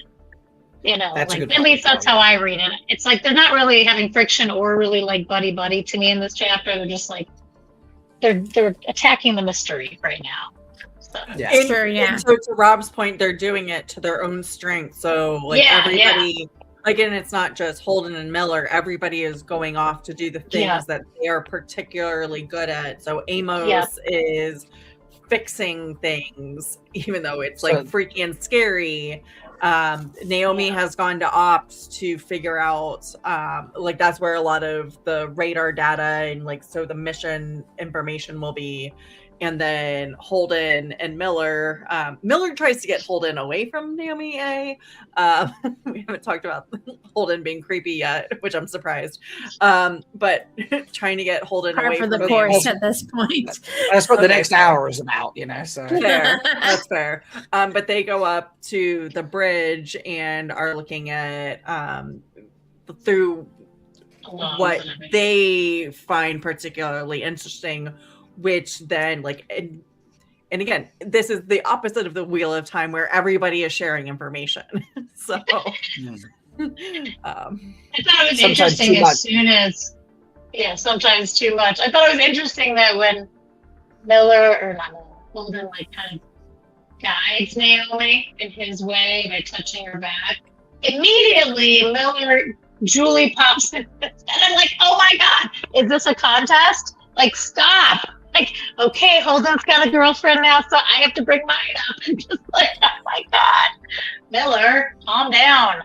So I thought that was just hilarious. And that's when she popped up when he witnessed Holden, like, just like, you know, just kind of guiding Naomi forward. Yeah. Like he wasn't really very touched. I did like that we got a little bit of separation for Miller from actual Julie when he saw like the video, and he sort of like had that moment. Was like, yeah, so this is not the Julie I have is not the actual Julie. Like there was that small moment it's a fantasy. in the script where he acknowledged it being a fantasy. Still, the creep factor is still there, but you know, the more that there's the acceptance of like, okay, I have this other person in my head rather than the actual person, it continues to be a little bit more acceptable is not quite the right word, but you understand it more, I think. And the understanding brings the weirdness down a little bit. So I did appreciate that moment, even if it was still a thing, you know. Yeah. Which I think I said before. I'm glad that I hope it becomes a thing where he's like, you know, it's acknowledged or something. I feel like I said at some point. Yeah, I appreciated that we had that moment, even though it didn't alleviate everything. It was still a conscious, like, oh, yeah, right. It was like there's some growth in understanding. That is not my person that I have made up in my head. It's kind of like he's growing a little bit with the process of like, you know, or at least processing his trauma in some way. Yeah, like this is not exactly what I should be doing. Maybe like those thoughts are creeping in, maybe. So, a little bit.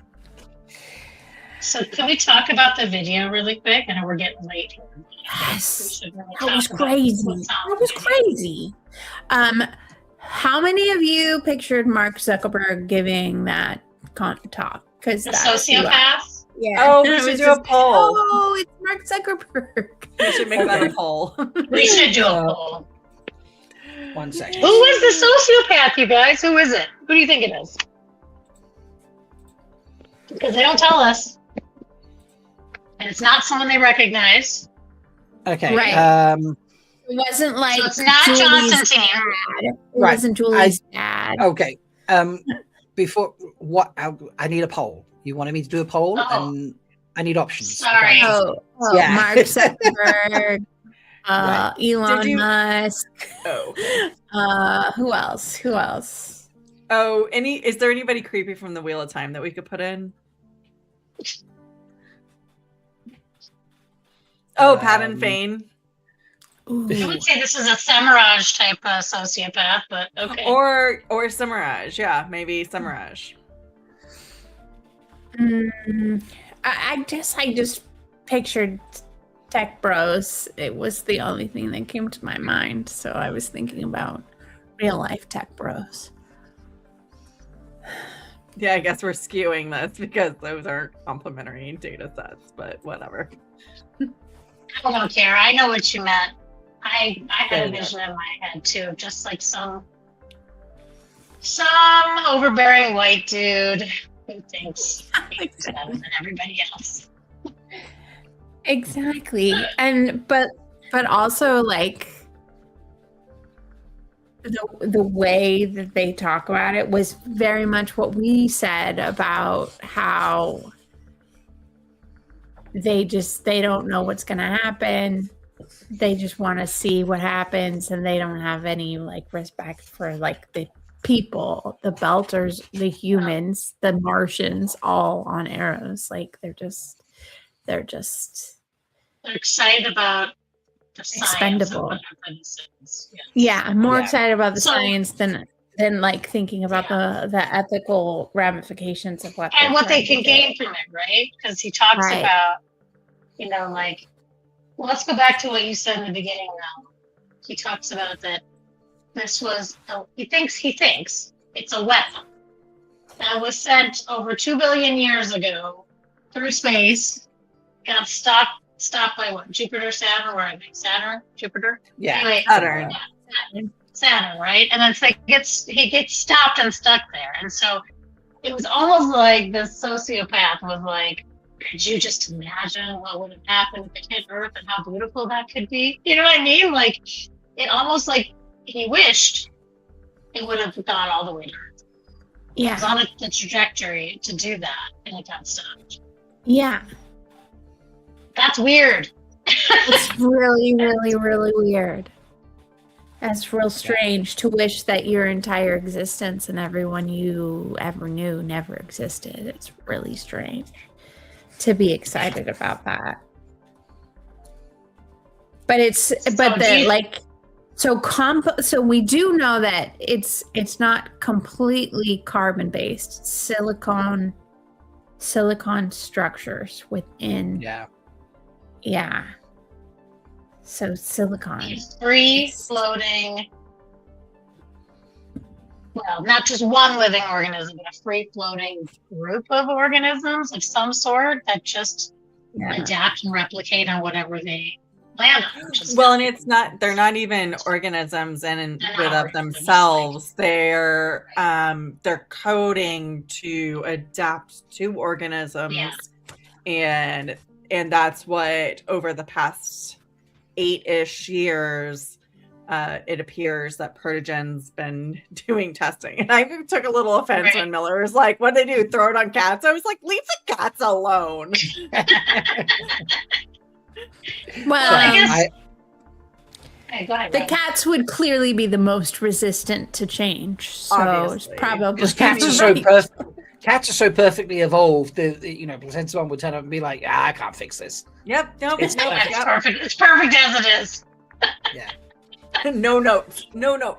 Well, since we're getting this information from a sociopath, one, is this an unreliable narrator situation a little bit? Do you feel clearly. like it says he says it's a weapon, right? But how does he know? He doesn't know, right? So do you think it's a weapon?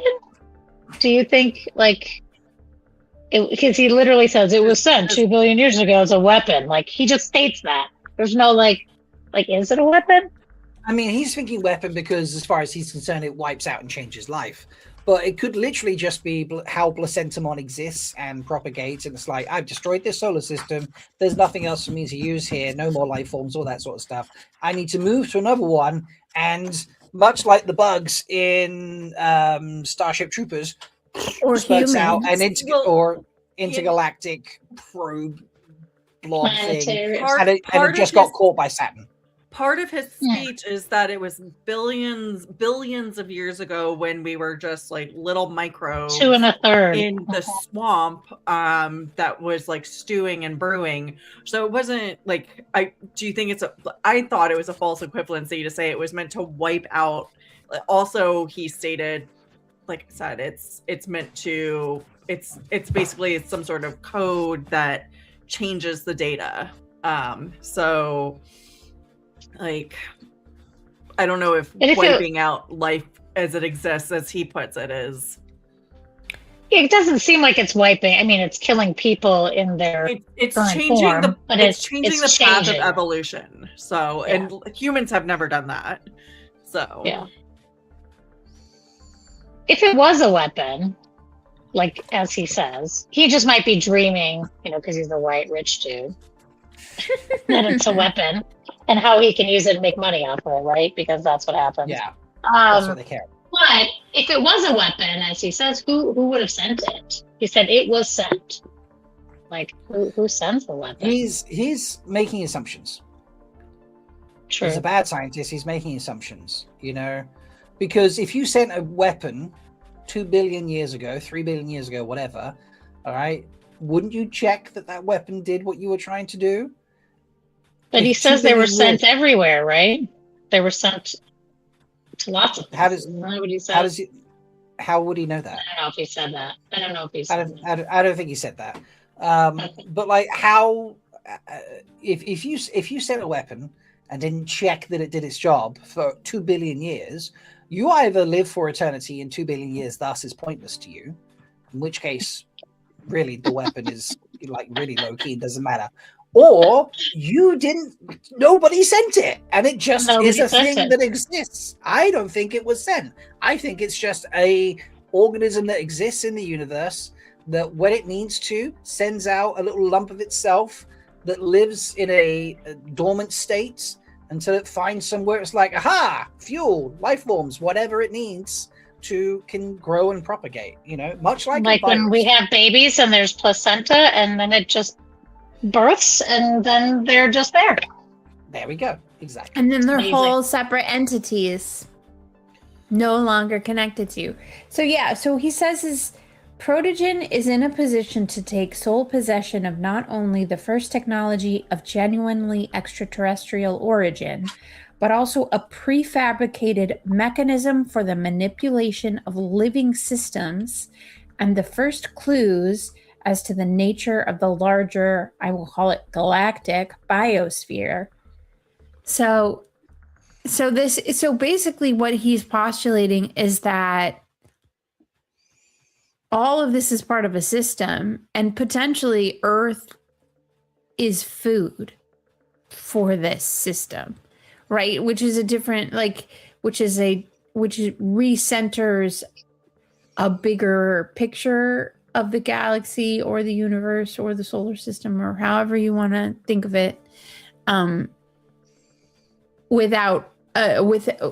outside of an Earth-centric perspective, which I mean is probably accurate. That we're not actually, we're the center of our universe, but we're not the center of the actual universe. So Earth being like food for a bigger biosphere is a really interesting concept to me as a person who thinks that aliens have to exist because I've read Carl Sagan. But it's could you have a brain?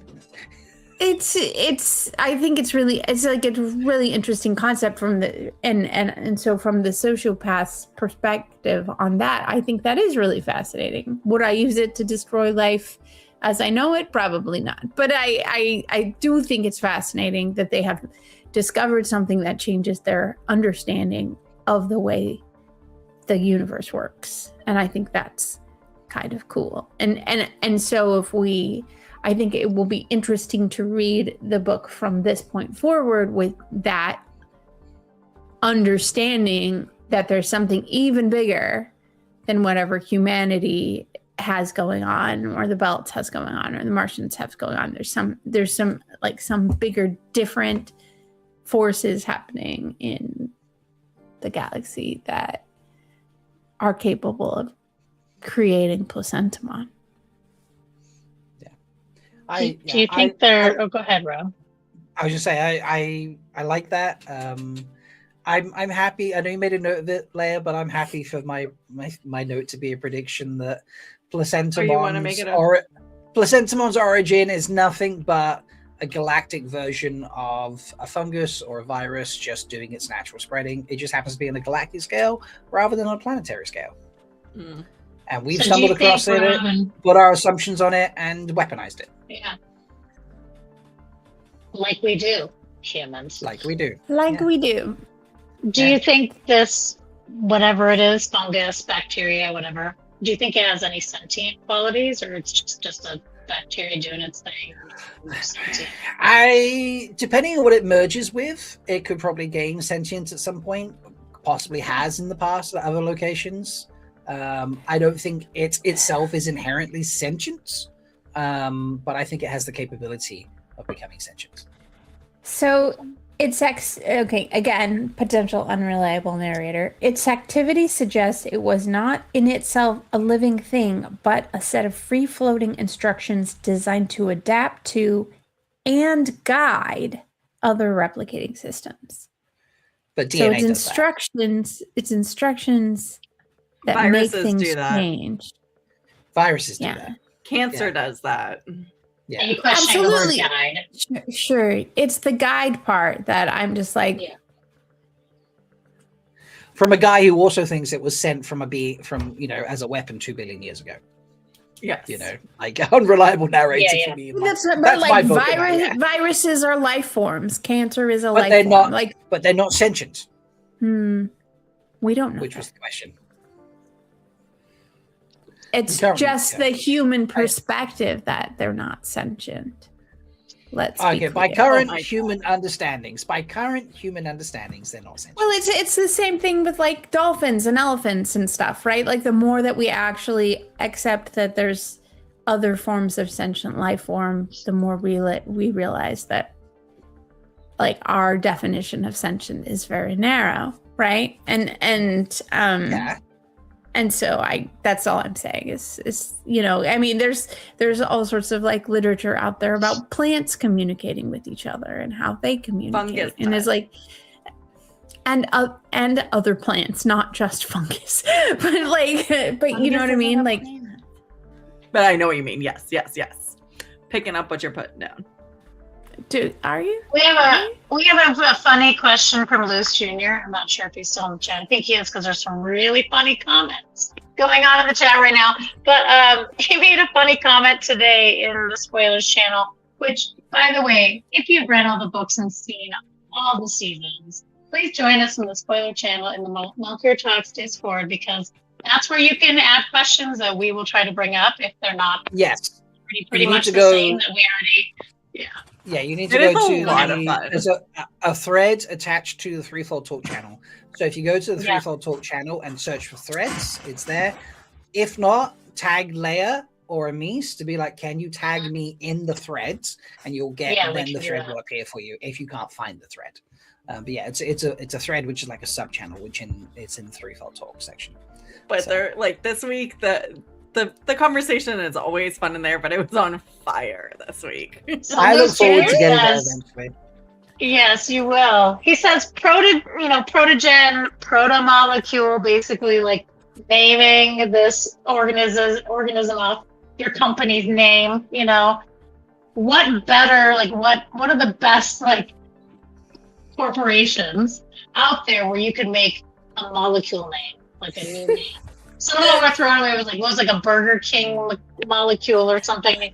So what would be a better name instead of proto-molecule? What would be the better corporation name to merge this new Mick-molecule. Mick-molecule. There we go. And then on the street for sure it'd be the Mick-mole. You got any Mick-mole? Oh, yeah, there we so go. we're already the coming up Mick-mole's with back. food. Like it comes every year. Exactly. It's Mick Takes season, over all the everybody. burgers. That's right. Mick season. Okay, that's a good one. Els, you got one? Oh man. I was trying to think of some clever alliteration, but like my point is that if we don't call it, do we have to call it a molecule? No, it's a placentamon. You can call it whatever you want. That's what I'm saying. It's a placentamon, so it has to be some sort of fun alliteration. We don't have to call it what these asshole corporations called it. We are not beholden to them. Beholden? Did you see what I did there? We're not beholden to them. We get like if we accept that it's maybe like adjacent AI adjacent, right? It could be like the Anthropic placenta, or or the what is that other one? Claude AI, right? Claudamon. Claudamon. Sounds like very blood Claudamon. The tropical. There's a big international conglomerate No, that's Rob. not. It's Drumpf. It's DRUMPFH Drumpf, and that's a good funny name to say. Drumpfishus Jumpfishus Drumpamon. I love Lose in chat. I cannot believe I thought of this stupid question and you all are making it awesome. I feel that's a winner for like I'm failing it. Pangeamon. That one's good. PepsiComon. Molecule X. Pepsi, come on. Placenta bucks. No, I mean, I already know why Starbucks Manchester is. United Placentas. Oh my I mean, God. I like LBFs here, but I think it should be Grokmon instead of Placenta Grok. Grockmon kind of what? Yeah. I feel like Jamaica needs to just like take over all of it because everything Jamaica should Mon, end in yeah. Mon, right? Yeah. So Yeah. red We don't want to stripe. send Placentamon to Jamaica, though. We like Jamaica. It's not Red stripe. Can we move along, Amon? Don't Yes, we worry. can. All right. Happen. Were there any other questions? Let's get into questions. Were there any other questions? Yeah, sorry, there's a couple more questions before we go.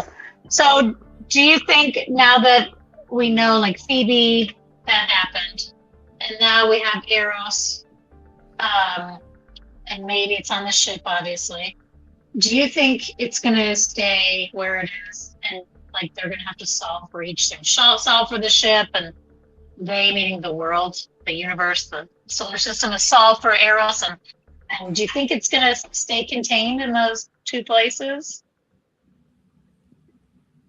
I think if my theory about Julie and the shuttle plays true, that it's gonna run out of food on Eros and need to seek out further life and further civilizations, and boldly go where no placenta has gone before. You were doing so well. there is that.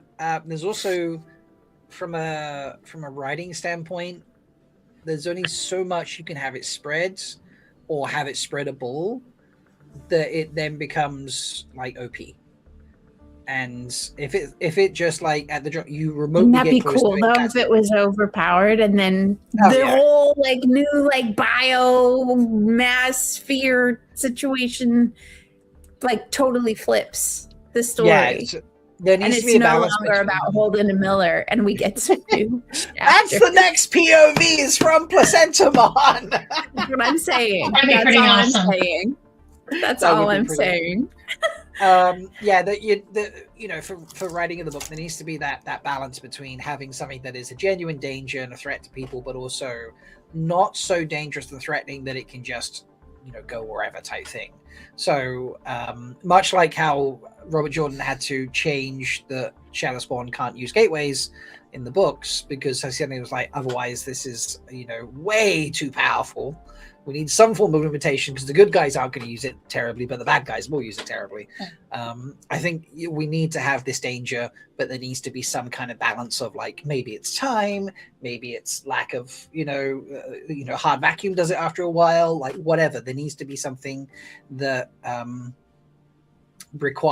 stops it or makes it go dormant or pause or whatever, and then another step is required before it then goes active again, which then will allow you to have safe forms of where you can transport it or you can deal with it or analyze it or things like that. Because if it's a case of like you come within 10 feet of it and that's it, you're gonna die, you're infected, then it's a point that you just have to nuke everything, including all of our heroes or our protagonists, not necessarily heroes. Some of their behavior.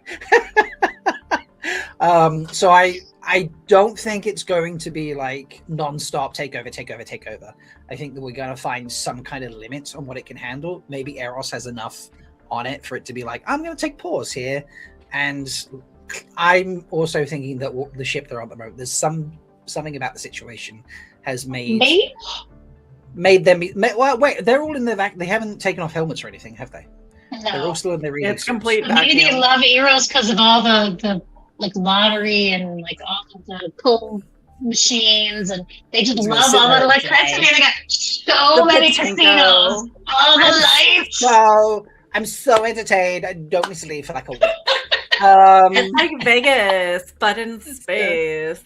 Yeah. Did you guys ever read the Percy Jackson books? Mm-hmm. I did not know. So there's this section where they end up in Vegas. The kids end up in this hotel in Vegas where like time, they lose all concept of time and they're just stuck there. And like there are people who have been stuck there for like decades and they have no idea that they've been stuck there for decades. And they realize that they have to get out of there because they're getting sucked in and they have to get back on their quest. And that would be pretty crazy if that happened to Placentamon. Wait, Hear me out. This is from my that'll be blinded a- fool. Oh, Hear me gosh. out. What if we could just take a sample of placentamon in a carefully controlled laboratory and did experiments to find new technologies to improve the quality of life for all? Get away Do with we the think comments. Protogen's going to do that? Improve Get the away with the quality? Do you comments, think Dan. that's their motive? Don't be coming in here think- with the good ideas. Come on. I think Light Blinded Fool would like to work for Protogen. Is what is happening. That is his application. Light-blinded fool Protogen- heavy? Light-blinded fool's heavy. He's just coming out now. Or is Light Blinded Fool the psychopath? Oh, man. Who is this sociopath? Who won? Musk? Sociopath, not psychopath. I keep saying psychopath. Musk one. Yes. Musk Sorry, one. we go back to the. I can show. Speaking of psychopath or sociopaths. Yeah. So That's 64% vote. valid. Not surprised there. So It's sad when like a real human is worse in all of our minds than Semraj. You know? It is pretty bad. That's sad. this is true. Oh, All our right. time. Any other questions? No, I think we're good. We should ask her. Oh wait, Leigh-A, do you have some more? So it's not really a question, but I did want to share. So the description of Phoebe, of course, I did some research. So this is from the European Space Agency. So like the description of the pockmarked planet. Yeah, but they mentioned that it had been pulled in from the Kuiper Belt, and I did actually find a Harvard research paper from 2005 that talks about this topic, which I can imagine was the influence of that theory that this had been pulled in from a belt that was further out, basically past most of our closer planets, and is in a weird orbit and like kind of atypical of moons. But That's cool. yeah, so just getting back to how well researched this series is, so I can't confirm whether or not they base this making Phoebe, which is an actual moon, which we saw from the European Space Agency, like they're putting all these pieces together to make this like space aliens threw a virus at Earth, and it just got trapped by a further out belt. So That's really cool because that document you found did actually say like, hey, it seems like it wasn't formed in situ with Saturn. It just kind of got caught by Saturn. yeah, that's the specific theory that that they're postulating, that because of the atypical orbit that it has, is that like a couple 100,000 million years ago it got pulled in from this further out asteroid. So we talk about the belt, and that's closer in. There's a belt that's further out that's more dense, but it's more difficult for us to get to, called the Kuiper Belt, and that is where they postulate that this somehow got sucked into Saturn's orbit, but because of like insert orbital mechanics here, it's just atypical for what a moon orbit would look like. Yeah. Interesting. That's cool. Yeah. All right. How are we feeling? Shall we wrap up? I think we should. Yeah. Good Okay. chat. Good chat. So our IEO questions. Yes. Who got toe this week? Yeah, who had the most toe? Julie. Interesting. Okay. Okay. All right. Who had the most G? Wait. You know who has the most toes? Placentamon on that reactor.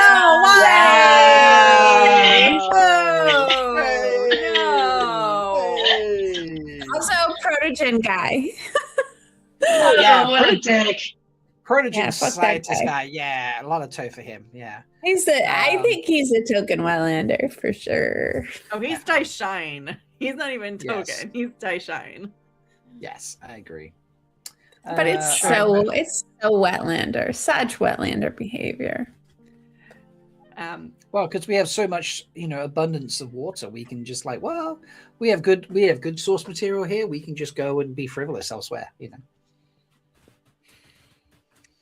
Who earned the most G?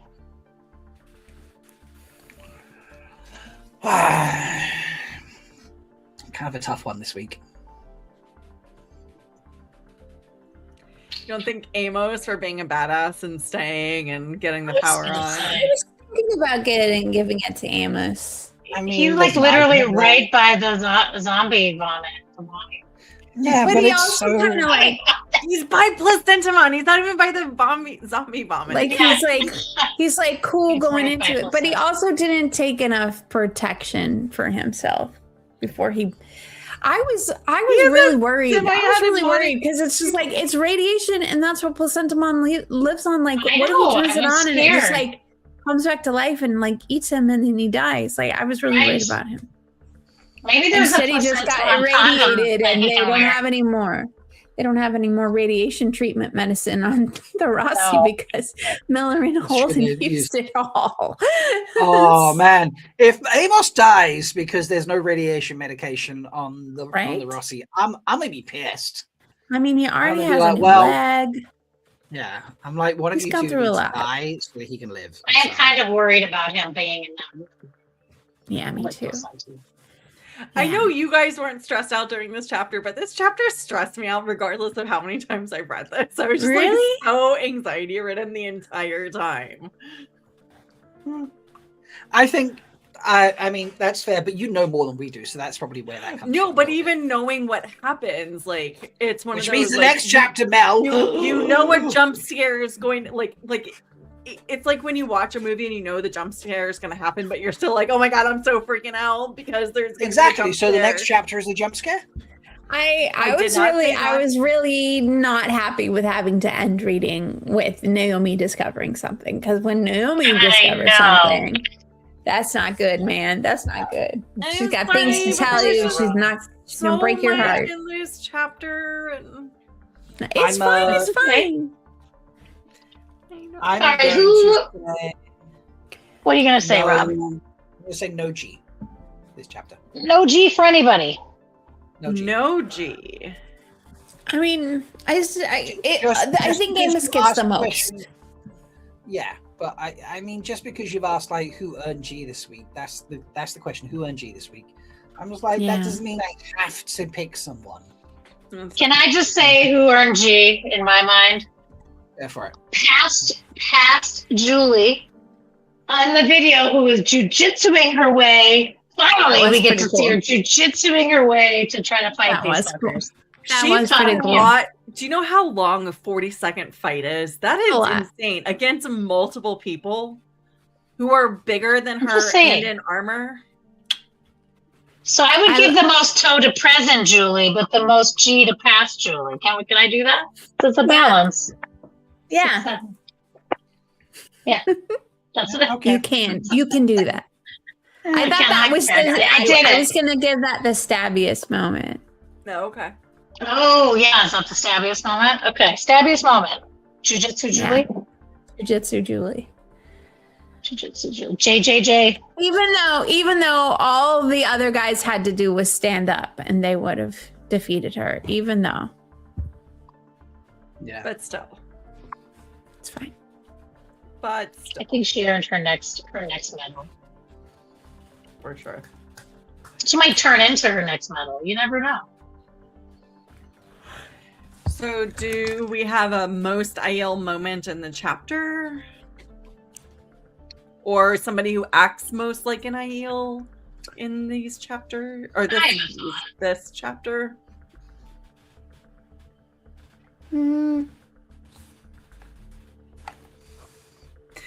No, I don't have one. No. I still don't think Amos is his blase, like, just got to get a job done. I'm just not thinking about it. I'm just going to do what I got to do. That was a terrible accent. I apologize. Was that a New York Boston accent and a little bit of New Jersey in there? I have no idea what it was, but I feel like what you guys talked about at the very beginning of this show tonight. The fact that they worked as a team when they came in and everything was kind of smooth, it was very Aiel. They're like, okay, we're going to do this. We all have our jobs. We're going to do that. We're going to be a success. We're going to come back. We're going to be scared. And do it. That to me was the most I. And the fact that, yeah, I guess that I didn't really have any massive objections to anyone's particular actions. Yeah. Like, why are you doing that? It was not a question that I had. Wow, that This is time. notable. Yeah, that is notable. I'm totally nodding knowingly when you wrote that down. Good. Definitely nodding knowingly.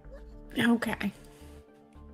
All right, how many chapters next time, Leigh-A? Next time, let me go to my spreadsheets. Sorry, I don't have the sheet open. It's all good, and of course I'm on the wrong tab. We just did.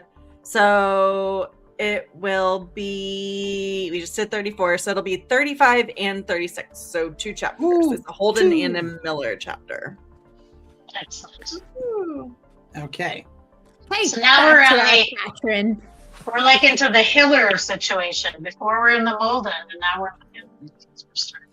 We are. This is Interesting. quite true. Yeah. Cool. Yeah, actually,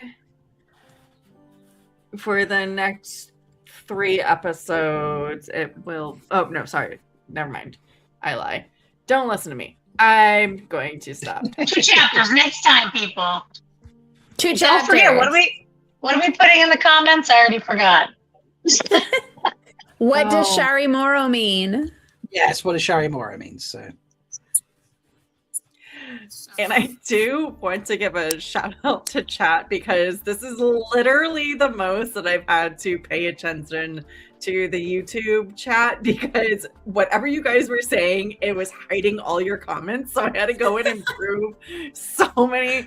The term vulva was apparently a flag. So that's so bizarre. and YouTube is even placenta, like sometimes, like placenta is not always flagged, but in some of the ways that you guys were using it, it flagged things. I'm like, it was going back and forth between my windows so much. It was hilarious. But also, like, Wait, there are Leia's dying now. Like, apparently, my face says all of those comments got flagged. Oh my god. There are other mods in chat, I'm sure. So did I? Are they not? It's I gotta be was this not one. watching chat today. Sorry. I know. so- Well, I don't. YouTube. We don't want you two to watch chat because then, like, I watch it. So if somebody accidentally, Yeah, but usually I'll spoilers just like I don't pay like super close attention, even though you guys are hilarious and entertaining. Don't get me wrong. I love going back and reading chat. It makes me happy. But like if there's a content mod, I'll usually open it up and like just click through it while I'm sitting here because I can Oh, yeah. not absorb that too much and Yeah. just No, it was all good. It was just I found it hilarious. Like vulva was the specific term that it kept rejecting, and I'm like, seriously, that is the anatomy. I will try to remember to have a look at the chat settings to see if I can add words into the accepted. I don't know if there is a chat. add placenta mod. Placenta placenta does it like placenta, vulva. Well, I'll So, put if there is a section. Female I know there's, anatomy is allowed. I know guess. there's shocking. Shocking. This YouTube is clearly made by a guy and monitored and maintained by men. Shocking. I know there's one for banned words, so I'll see if there's one where it's like, actually, this word's okay. But yes.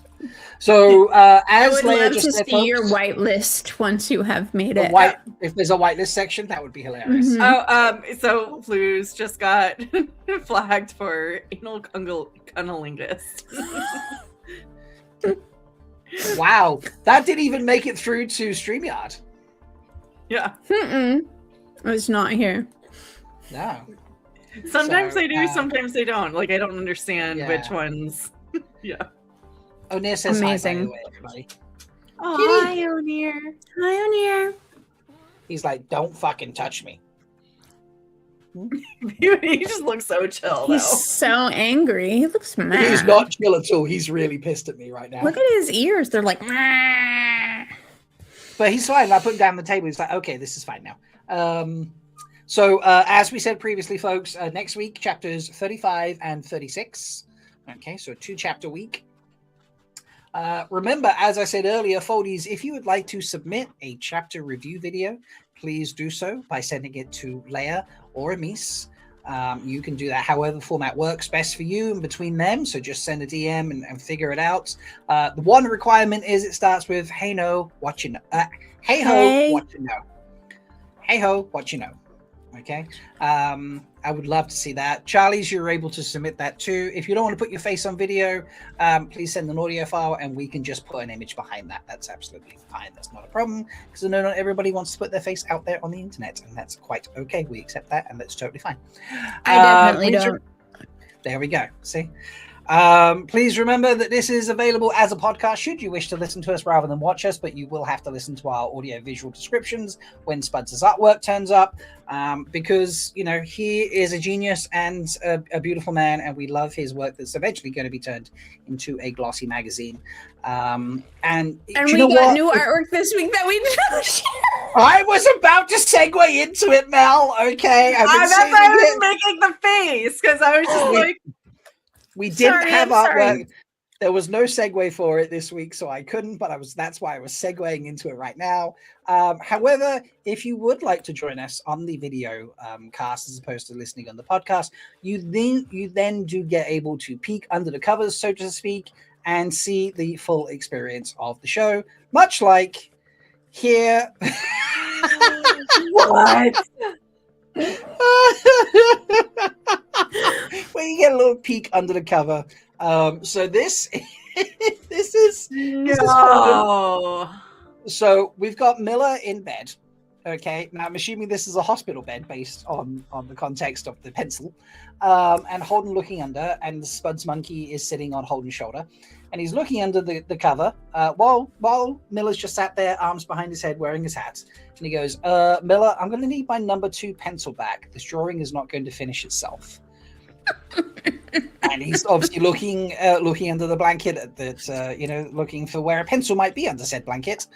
And at the bottom of the screen, there is more text that says, "Why is your little soldier wearing a little hat?"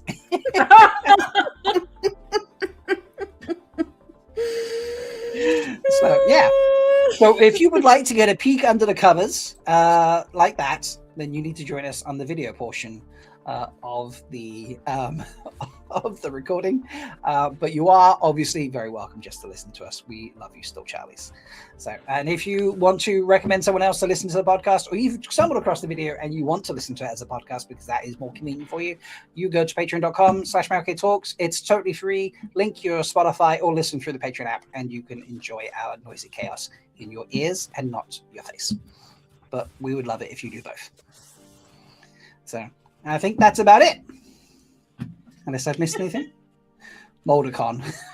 that's a whole different thing going on there. Oh my god. So, oh boy. All right. That's a portion of MalkieriCon. Yeah, we'll see. So thank you so much for sticking with us. We will see you next week, 9 p.m. Eastern. Be there, be square, all those good things. But until then, as we like to say around here, because I keep adding to the outro, may you always find love, water, and shade. I'm doing that for Mel because Mel knows I hate it. I love it, but she hates it. That's what I mean. Bye. Shall I keep going? Is the outro long enough yet, Mel? Oh God, stop.